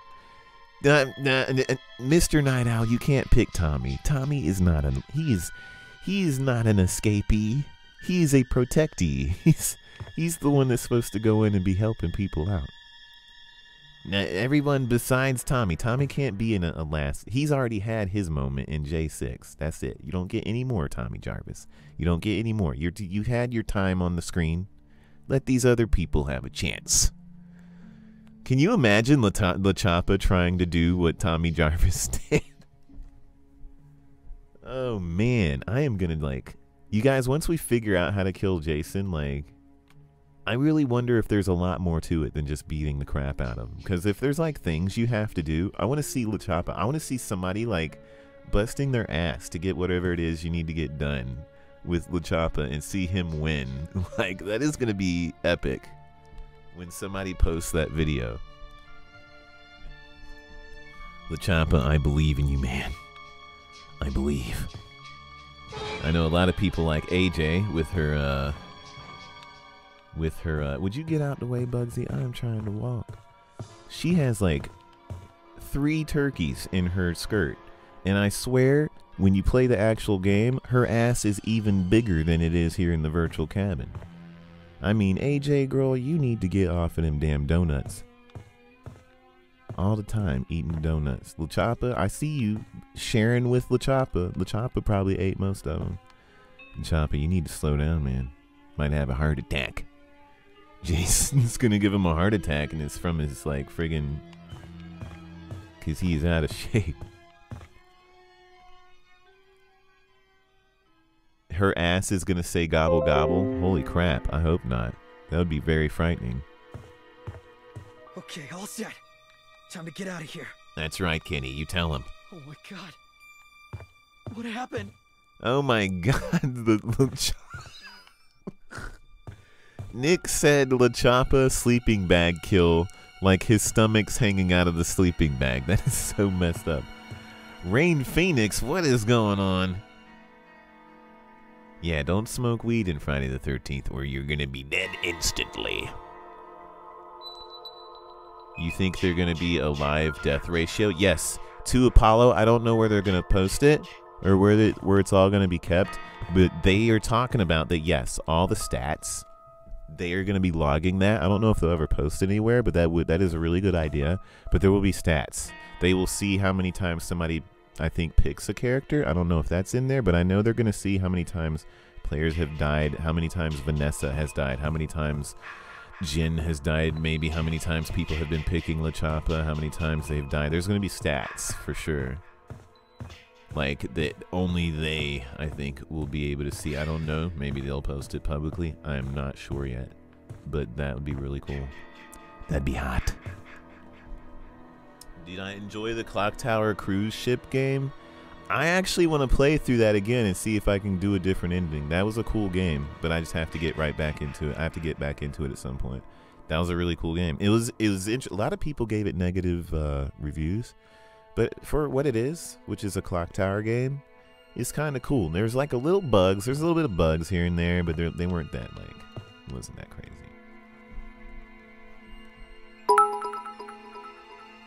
Oh, the bear hug kill, Flow Dog? Yes. Wait, LaChoppa looks like he has a booger in his nose. LaChoppa ain't got no snot hanging out. Oh. That's not a booger, it's like shading. But it does kind of look... Because he doesn't have it on this side. LaChoppa, maybe that is a burger. You need to get that out of there. LaChoppa. I think I put that on right. Oh. LaChoppa, are you okay? Jason's killing my friends. Oh. Please get out here. Okay. Well, I'm No, alright. this is not a prank. LaChoppa? Please help. Okay. Hurry. LaChoppa? Oh my God, help. LaChoppa, calm your tits, man. Calm your tits. No, this is not happening. LaChoppa, I have a Twinkie, man, and a Snickers bar. The Snickers bar is inside the Twinkie. Eat it. You'll feel like $100. So, do you know the voice actor for LaChoppa is the same as... Jason's alive! Please! Whoa! I was like, did Chad turn his gender? Jason's killing my friends. Please get out here. No, this is not a prank. Oh my God, help! What the fuck? Fuck you, Chad. Okay. Chad's like, what the fuck? I think I put that on right. You put it on right. You put it in your mouth. This is the Twinkie and the Snickers bar, Eric. Let's leave Eric alone, you guys. He is going through a high level of anxiety right now. He sounds like a white Steve Urkel. Oh, you guys, I don't know what's gonna be funnier, like my runs with LaChoppa or listening to him scream and shit, like, as you're playing.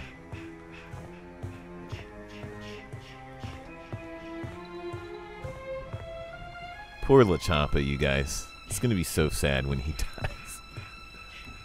Oh, man.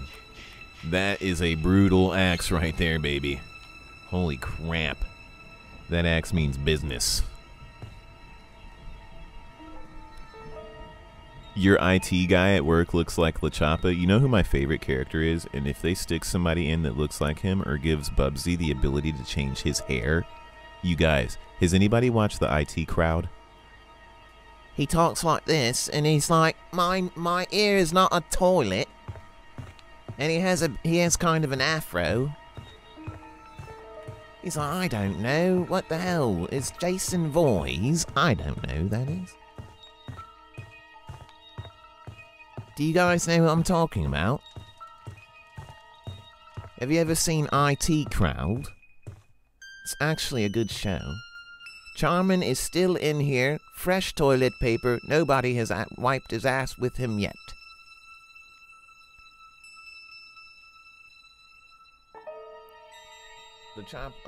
Charmin is broke, there he is. This...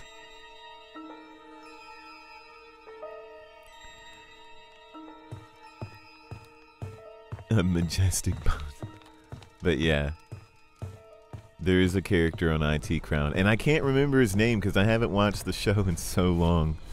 But yeah, the black guy with the glasses and the afro. Like, if you can get, if I could, here, I'll show you guys what he looks like just so you can get the idea. So everybody's not like, well, thanks for telling us and not showing us. Damn. Okay. Let me pull up like a weird, okay. Oh, his name's Moss. That's it. His name's Moss. Okay, here we go. He's very unusual. I gotta wait for it to come up here. YouTube is like weird now. Sometimes videos won't show up right away. My gosh. It's a robot. I've never seen one in It's the a wild. robot, you guys! Come from, fella. Holy Huh? shit! Where'd you come from? Can we keep him, Roy? I mean, if he doesn't belong to anyone. I'm just having a couple of problems with it. What kind of operating system does it use? It's, My Vista. name's Eric We're going LaChoppa, to die. and I'm half black and half Sorry, white. Ross. Thank you. It's not like you've lost a pen, is it? It's so much worse. Ah, Do you like a pen?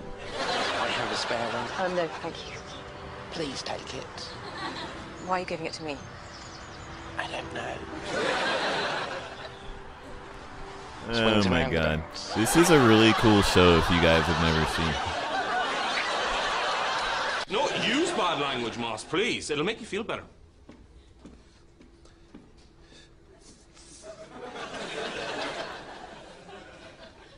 Ploppers. No further Yeah, questions, my lord. it's a really interesting show. But back to Friday the 13th. But yeah, the comedic timing, the freaking timing. If you guys watch IT Crowd, the whole thing is full of really good comedic timing. Like, there's one. My favorite episode is the episode where there's a red door, and like they go back behind the red door, and there's this goth guy in there.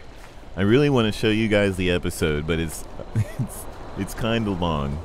I mean, it's not. Some of the scenes aren't long. Like the funniest scenes aren't that long, but it's like the goth guy is so really ridiculous. He's funny as shit. But Mr. Bean, yes, Mr. Bean is another good. But yeah, you guys here. Let's see. Let me scroll back up. But yeah, you guys. Again, I don't want the cabin chat to run on forever.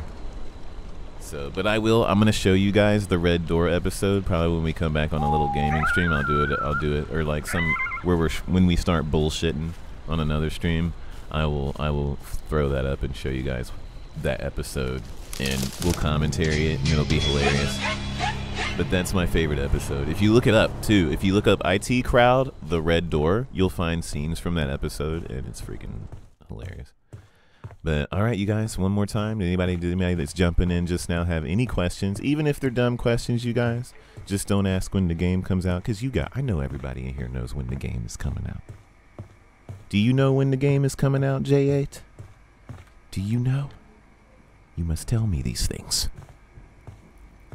J8's axe looks like a little child's toy compared to that bad buddy. I am scared already. I like how J7, he doesn't have one of those little tiny machetes. Like, those are the extra long machetes that you find. Because there's like an average size, and then super machete. There is a lot of axage going on, but the cool thing is, you guys see, they don't recycle any of this stuff either. He has different axe kills than this Jay's axe kills, than this Jay's axe kills. So it's not like they recycled the axe. Each axe Jason will be different. Have I called Gun Media? What am I calling them for? Wait, what's going on? Something happened? It's Oreo magic. What? Oh, you guys, that's right. That's right. I forgot about that. I'm glad I'm doing the cabin chat right now. Randy is streaming tonight, you guys. Guess where we're going to be hanging out? Hell yeah, I can't wait. I'm hyped. I totally forgot about today was the Friday. Shit. When is this game coming out? Is Jason in it? Can we shift through a broken window? Motorcycle, you cannot shift through a broken window. You cannot shift through cabins in general. So, like, see, that's the thing. If you were able to shift through a broken window, that wouldn't be fair to the counselor, because you would be able to kill them like fucking eating a piece of cake real easy. Real easy. Like, the counselors would never survive. If you think about it, you guys, the only thing that is protecting the counselors from Jason are the cabins. And, you know, like, if you can find objects out in the environment, good luck finding because he has throwing knives, you know. So that's why if they took this game out of the forest and added other things like a town and everything, they gotta really take everything in consideration, because really the only thing that's protecting these counselors are these windows and the cabins in general, and being able to hide. That's why I think the hiding, I'm glad they're working on it. I don't really know what it's like. I haven't play tested it in a while, so I really don't know how the hide mechanic has been adjusted. But I know they were working on it like well after the beta ended. But hiding is going to be a little bit different. That's why hiding needs to really work. And going in between the cabins, getting through the windows really needs to work. Is the only protection that these counselors have. And other than, you know, covering each other and maybe taking a whack at Jason every once in a while. But is Freddy in the game? Nick, I'm going to smack you. He can shift in the cabins, Majestic Bones, but you have to do it when the door is open. So you have to take that. That's the thing. You could do this in the beta, you guys, if you were good enough. You have to take that. You have to be close enough, obviously. You have to judge it because you have to start shifting as they're opening the door. You have to really play mind games because if you shift before they reach the door, they're going to hear you and they're not going to want to fuck with the door because that slows them down and creates a moment of you being able to catch them. So they're not going to touch the door unless they can quickly just barge through the door and maybe close it again. But you have to really think about that. You have to judge it. So they're almost at the door. They're almost at the door. You're chasing them. They're about to touch the door. Like right when they're like a foot, 2 feet from the door, you know that decision in their head is probably like set in stone at that point. So they're ready to go through the door. So then you shift, you know, maybe turn on your stock. And then as soon as they open the door, you're going to be straight through the door. And then you guys, I did this to Avenger in the beta, I think, at some point, you know, where I would shift through the door and, you know, I'm in the room now. And then they go to shut the door, but you're already in there. Like they hear the music, but they didn't necessarily think that you would shift through the door that fast. So you just got to like take that into consideration. Shift through the door really quick. You're in the house with them. They don't really know it until they stop, turn around, you know, and that's just like, then their heads jogged, you know, their brain is like, oh my God, what the fuck is going on? How did he get in here like that? And then that's where you can do your magic, especially if you start using stock mixed in with that. You're gonna fuck up some people. Breeze needs, there is no final build of the game right now. They are still working on it. The final build is when the game comes out. And then after that, it's just patches. But yes, I have play tested it. I have been playing the playtest versions. Can you change his weapon or is he main at the start? Okay, so you can't change Jason's weapons while, you know, like each Jason has a weapon that might change in the future. I don't know. I'm just theorizing. Each Jason, for right now at least, you know, we've seen Jasons holding other weapons, so who knows? Maybe they will start, maybe a couple of them will start with another weapon or two, but for right now, each Jason has their main weapon. That is the weapon they start with. You cannot change weapons during a match, so you can't find a weed eater or something else laying around in the match and lay down your weapon and grab another weapon, at least right now, you guys. But yeah, right. Every Jason has one weapon they start with. That is the weapon you start. You have your kills set, and that's another thing is you set your kills at the beginning before you start playing Jason. So your kills are set towards your weapon that you're carrying and maybe some other grab moves that you can unlock. But yeah, it's all based upon the weapon that you're carrying. So yeah, each Jason has their main, and that is what you will use. And so when you have your points, that's another thing. When you start earning your levels ups and you start unlocking your points, you have to start making decisions. You're like, do I want to unlock more of which Jason do I like to play? Do I want to unlock more of J3 kills? Do I want to unlock more kills on J7? Do I want to unlock some more stuff on J8?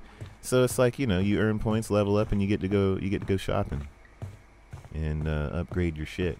And then you got to choose, like, you remember your points only work on, like, they're universal. So if you spend points on Jason, then you're not spending points on your counselors. So that's the other thing you kind of juggle. You got to juggle, you know, am I going to spend my points more on my counselors or am I going to spend points more on Jason's kills? Which one is more important to me, you know? That is the thing you have to ask.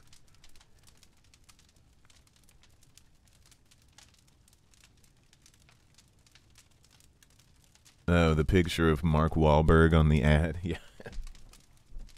I don't know why they stuck Jason in the ad. They could probably get in trouble for that, but I mean, it wasn't technically Jason. They could have just said it was a masked dude, random mask, because it doesn't look like Jason, obviously. But The parody is there.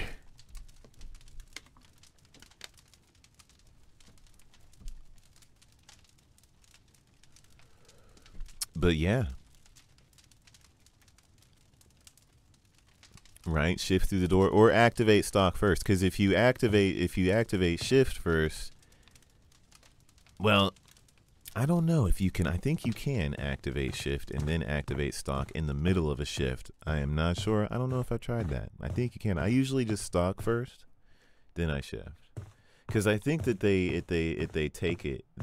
I think they've taken out some of the sounds. I don't remember if that was a thing or not. But you remember the sound effect it used to make? That little smoky sound effect where it would be like, whoo, when he did his fucking shit. And that advertises to everybody what you're doing. I think that they took that out. I am not sure. So now when he shifts or does stuff, you're not going to know. Like, all you have is the music. There's no more, whoo, you know, you don't hear that fucking shit anymore. Thank God. I thought that was so annoying. But... because then it just tells, you know, it tells everybody, oh, he teleported. Oh, he shifted. I heard him shift. There he goes. You know, you don't want to advertise like that. But yeah. But yeah, motorcycle, that's going to be my kind of mindset. I always want to put more priority in my counselors than Jason, just because it's really, I find it really hard, and that's my thing. Maybe the developers can take this into consideration. I don't know what could be changed about it, but I do, because points are really hard to come by. Like, once you level up and you get some points, like, you don't get to do much with those points, so you're gonna you either use it on Jason or Lance. Thanks for the follow. You either use it on Jason or you're using it on the counselor. You usually don't get to use it on both, I don't think. So my priority is definitely starting out as the counselors more than Jason. So, but you know, for some people that might be different. They might not really care about it. If you want to win more, that's the thing. That's the logic behind it. If you want to get more points, you're going to level up your counselors, at least to some degree. And before you start spending those, I think spending points on Jason right now feels like a luxury. You have to put necessity before luxury, which having more kills is more of a luxury. And having more perks for your counselors is a little bit more important than getting a visual treat, you know. Unless the kills are actually getting those new kills when you use them gives you more points than as would the regular generic kills that you started with. That would be maybe the perk, I guess, of buying Jason kills, is when you actually use them. Maybe it's a bonus in points. Now that would kind of balance that whole thing out a little bit better, I think.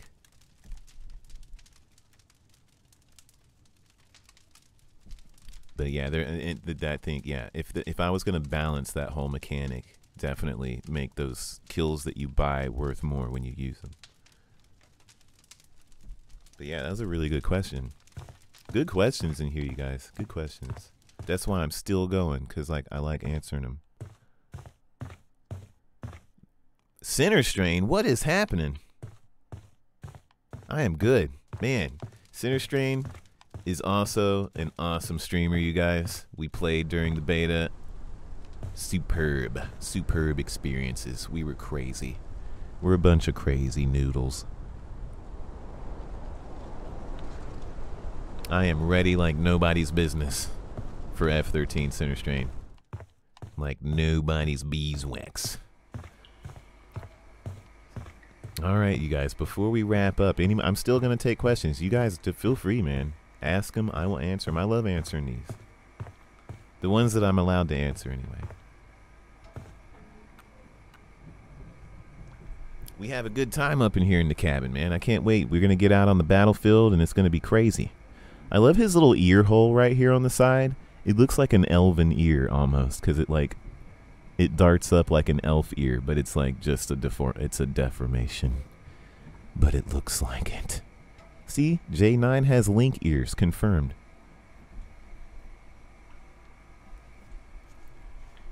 What am I going to play? Oh, you can't. Well, that's not up to me, Hunter Ace. I will probably put more priority into Jason just because he's... And when you set your priority, that does not guarantee you get to play Jason. When you start, that's the thing. For those of you that didn't know, you do not get to play Jason when you want to. There is a roll of the dice that you don't get to see. Everybody joins up in a match, and all 8 of you, because there's 7 counselors, and it randomly picks Jason. Like, you can pick your priority. You can go ahead and pick your priority at the start before you play. Like, do you want to play a counselor more, or do you want to play Jason more? Most people are probably going to pick Jason because there's not that, it's you know, there's not going to be a high chance that you're going to be Jason all the time. So yeah, it's going to be rare that you get to play Jason, but you will get to play Jason. But yeah, I mean, if I had the choice, I'd play Jason a shit ton. But to see, everybody's going to be making that choice, so they keep it random. Nick, thanks for the cheers. Holy crap, 5,000 cheers. Nick's blowing the cup to Kingdom Come. Hell yeah, super support. Thanks so much, Nick. But yeah, if I wanted to, I'd play Jason a lot. But I really love, it's really hard to pick, you guys, because I love playing the counselors as much as I love playing Jason. Like I said before, I'll put the metaphor out there. Think of it this way, you guys. Halloween Horror Nights, or any haunted house that you might have local to you, because there's some really cool people out there that make badass haunted houses local. Some that blow Halloween Horror Nights away. But anyway, think of it as that you just paid $60 to get into Halloween Horror Nights, and you're going in, and they got Chucky, and they got Friday the 13th, and they got Alien, and they got The Walking Dead, and you're just there chilling, eating hot dogs, and you're there with your friends, and you get to go through haunted houses. That's the counselor point of view. I swear to God, it feels just like that. Because you guys, what this game has done, this game has done something that no other horror game can do. This game has done a thing to where it feels like you're walking through a haunted house with your friends. It's that type of experience, because you're all walking in this digital world. You're going into a haunted house technically, and you're all getting to run through it and live out this experience with this thing trying to hunt and scare you. Now let's flip the books, because it's equally as entertaining on both sides, because I've been on both sides. I've been through haunted house as a guest. I've worked as a what they call a scarector inside the haunted houses and in the streets. It's the same exact thing. When you play Jason, you are now the person in the haunted house working there doing the scaring, and it feels exactly the same. You're waiting for people to come in. You have your area. You trained in your area. You know your area. You know the hiding spots. You know the creative things you can come up with to scare people that walk through your zone. And it feels like now you're Jason. You're somebody or some kind of creature that is now getting ready to scare the crap out of people, and it is fucking amazing. It's fun. Especially you get into character and you act the role and you do it, and it's amazing. It's the exact same feeling in this game. That's why I think that both roles, counselor or Jason, is equally as entertaining, because you get that kind of experience. Like, you get that community experience of walking through with your friends, not just by yourself, but with your friends as a counselor. So it's really cool. Somebody says something about the cars. If the car is going to go full speed, can Jason still stop it? Yeah, Jason, as long as he's standing in front of the car, you guys, you cannot run him over at all. Like, he will just fuck the car up and stop it instantly. When you see him, you have to avoid him. You're going to have to swerve. You're going to have to do your best to just stay. Don't let the car touch him. It's because he will stop it, and then that'll be it. So you have to pull off some jukes. You got to pull off the car jukes to get away from him. So yeah, so like a lot of people, you guys, they've been hounding the developers, and some people write me even. They're like, you support this game. This is a terrible sin. Like, you're going to go to hell. This is terrible. Like, these are people that are probably, you know, crazy religious. They don't know what kind of, but the thing is, you guys, I'm a religious person. I'll just say that. I'm not going to go any further than that. I'm a religious person. But I look at this, like, when you play this and you get into horror, as a fan of horror, you guys, this is a really positive community. I have never seen such positive spirited people on the forums. I mean, there's some haters on the forums too. I've seen them. Some of them attack me. You know, but there's some positive people in the forums. There's so many positive people on the Discord. Like, it's a community. It's so positive, you guys. I find nothing negative going on with this game or the community at all. Like, it brings us together. We have this fun experience. It's like we're all going to, like, a theme park together and enjoying this fucking thing that they put, this entertainment that they put together with us. There's nothing bad about it. There's nothing dark about this mess. But yeah, it's like I've never seen this kind of a community happen before, and I am all about it. I am supporting it 100%. I ain't afraid to say it. But yeah.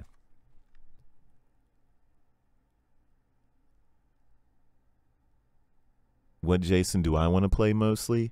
I am looking probably at J9. I really like J8, but I really want to play J8. J8 will become big for me when I actually get to walk around with him on the Lazarus ship. That is the day. That is the day. It's gonna be amazing. Yeah, J8. I like J8, but I really want to see him on the boat. I think that's when his character, his Jason, is gonna shine, when he's actually on that boat coming after you. Like, and you get to run down into the engine room where JJ was, and you get to run around in the dorm rooms. You know, you'll get to see the room where he punched and the slime's hanging from the door and he stabbed a girl in the room. Like, you'll get to run around from dorm room to dorm room, go through the kitchen, go through the upper decks, the lower deck dance rooms, the lower deck, you know, the little fucking the where they were trying to snort crack. It looked like a loading area or a storage area down there in the bottom deck. You know, the where maybe you'll get to see what's his name's room, the principal. I forget his name. But you'll get to see all these areas in the boat, you guys. Like, holy crap, that would be epic. That would be scary as fuck. Jason running around. You'll get to see the boxing ring, you know, that they were boxing, you know, and then you'll have like the steam room, obviously, with the rocks on all that shit close by. You know, they could take creative freedom and create, you know, bathrooms, because they don't really show all that. You know, there'll be bathrooms on there. The gym might have a locker room, creative freedom, you know, shit that you'd obviously find on one of these cruise ships. You know, creative freedom to create some of the rooms and extra stuff like that. You guys, once they make the Lazarus ship, you wouldn't be able to teleport on the Lazarus ship like you do on the other maps. It would probably be a shift only kind of a deal where Jason can only shift around it because it's such a small kind of a boat and there's different decks. So shifting down to one deck from another deck or up decks, like going, and you have to figure out what floor somebody's on. You'll be able to hear them running above you if they're on like maybe a floor up, or, you know, different cues. The music's gonna probably have to be a thing to where it only pops up if Jason is visual. I don't know, but there's like, once that map, that is like my biggest hype, is the Lazarus ship map. It's a daydream map right now, but yeah, the engine room would be ridiculous. One of these days, you guys, one of these days. Yeah, once they make that announcement, I'm gonna like probably have a heart attack. Yeah, and then after that, you guys, not only the boat, but the stuff around like the alleyways and like maybe like an underground sewer map. But we've talked about this before, but yeah, I am still hyped. I will always be hyped until all that stuff is out.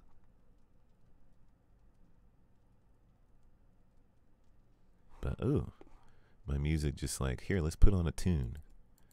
Let me find a tune real quick. That works.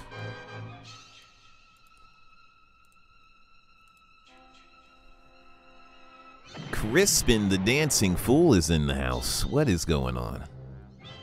If I could add any character that is for Friday the 13th movies, they probably won't be able to get them in because of all the rights and facial, you know, giving them recognition and credit and money. But let's see. Let me think.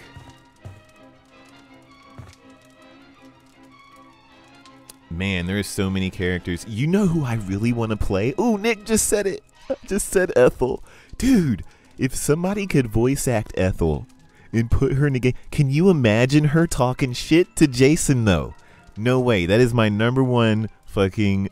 If they could find somebody that has that screechy-ass voice like Ethel and put her in the game. Ethel is from part 5, you guys.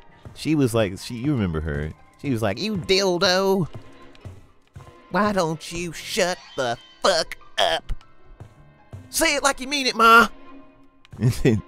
But yeah, could you imagine her hitting Jason and she says some shit to him? I would fucking bust out laughing. Oh my god. She would be perfect. Could you imagine? Like, she talks some shit to the other counselors too, because she doesn't like anybody. Like, she would just totally talk shit to the other counselors when you get around them. Like, she just says some shit, like bullshit. Get the fuck out of my cabin. Ethel would be amazing, amazing for sure if they added some lines, like all these lines.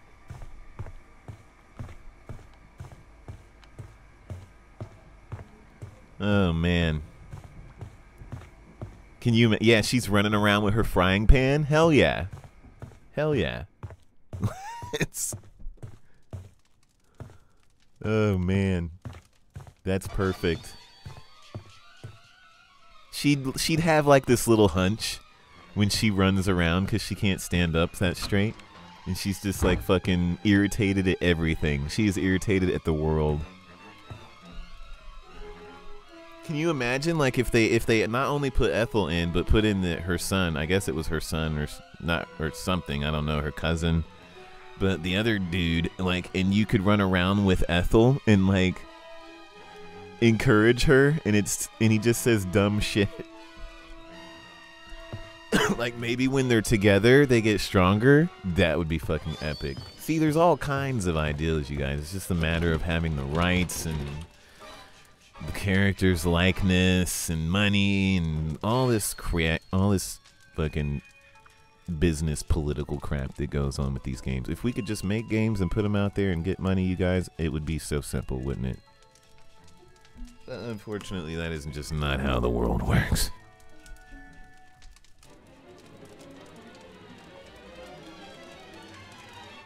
But alright, you guys, let me end this right here. This will be a good listen, I guess, a really long listen for people that just crave hearing me talk about Friday the 13th stuff. I know a lot of you wanted me to do a cabin chat like 2 weeks ago, and I never did, so I'll make this one a little bit. I made this one a little bit longer. Reggie and Demon would be cool. Reggie wouldn't ever go in. He's a kid. They would never put a younger child in this game like that. I just don't think that would be happening. Because, like, Jason would have to kill him, and I don't even think Kane would go for that personally. Because then that sends, like, a crazy... Like, doing it to teenagers who are technically adults is one thing, but having children in... It's like a whole... I don't even think they'd even be able to put the game out with that kind of content in. But, yeah. Jen the Strange is staring out wistfully. Jen, we were saying earlier that some lucky few of us, let me get my ass back inside. God, can you imagine if you move this slow in the actual game? Jason would just kill you for days. But yeah, Jen, we were saying that lucky few of us have gotten to see Chad half naked. You guys, if you want to see what Chad looks like naked, I don't know if it's been deleted, but you better go over to the Friday the 13th Discord. Type hashtag exclamation point Friday, and you'll see the Discord. You guys can join it right here in the chat. And if you scroll up from like a week and a half ago or a few days ago, I forget when this was posted, but yeah, somebody dropped a picture of Chad without any clothes on. Did you pin it, Jen? That's hilarious if you did. But yeah, you guys can see what Chad looks like with no shirt on. Isn't Reggie's actor a comedian now? I'm not sure what he's doing now. You posted it again? Jen just posted it again, you guys. Go take a look. I bet people are going to go over there. I want to see Chad naked. Somebody said I could see Chad naked over here. How big is this Chad? You guys are sick. All right. Cute boys. Cute boys. All right, you guys, we are going to go over here to Pamela's gravestone, and we are going to close out over there. Chad is ripped. Chad has not neglected the gift of his body. He has not let it go at all. He's been working and trimming up. But all right, you guys, we're gonna close out right now. Let the people that didn't get in here at first be able to watch the archive and catch up on what we were talking about. You guys, thanks for stopping in here. I am not sure what we're gonna be doing tonight. Oh, you know what we're doing tonight? I got a party in the house tonight. We got game night tonight, and you guys do not miss it. But Randy Greenback is going to be streaming. I think. I'm not sure. I'll have to go check his Twitter. You guys, is he streaming tonight? Does anybody know? Maybe somebody in the chat room can confirm. But Randy should be streaming tonight, and we're going to be hanging out in there. He's been streaming a lot longer, you guys, and I'm stoked because when Randy stays up till like 1-2 in the morning streaming, it's good times. We have like really awesome conversation. Yeah, Randy stream hype for real. But, all right, you guys, I'm going to jump out of here, and I'm going to give you guys a song to listen to, if I can find it. Not this one. Get out of here, Friday. Let me see if I can find it. I got a good one.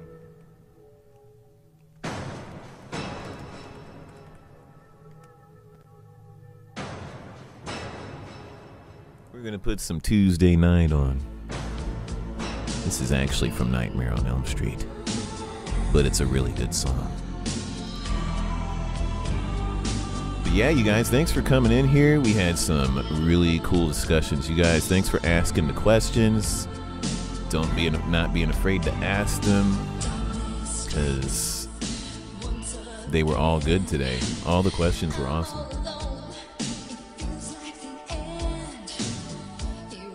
What do we got? 22 more days now? We're getting there slowly but surely. Can you sleep tonight?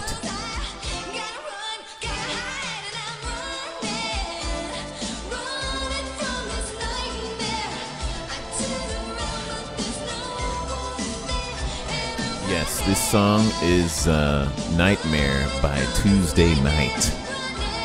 Nightmare on Elm Street Part 4, The Dream Master, made in 1988.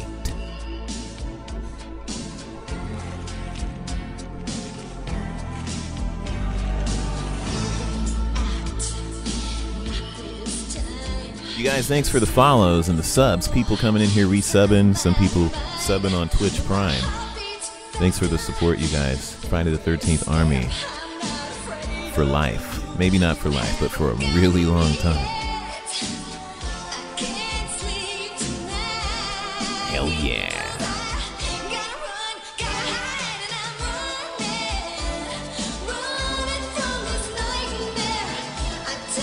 Crispin, no problem, man, no problem.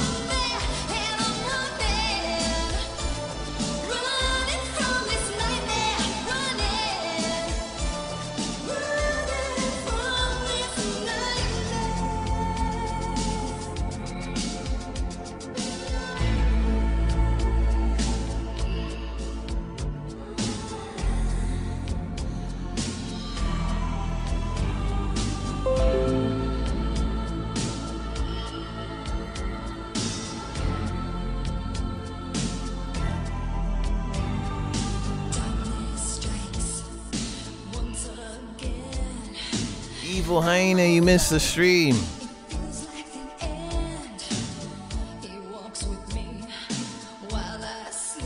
It is all over.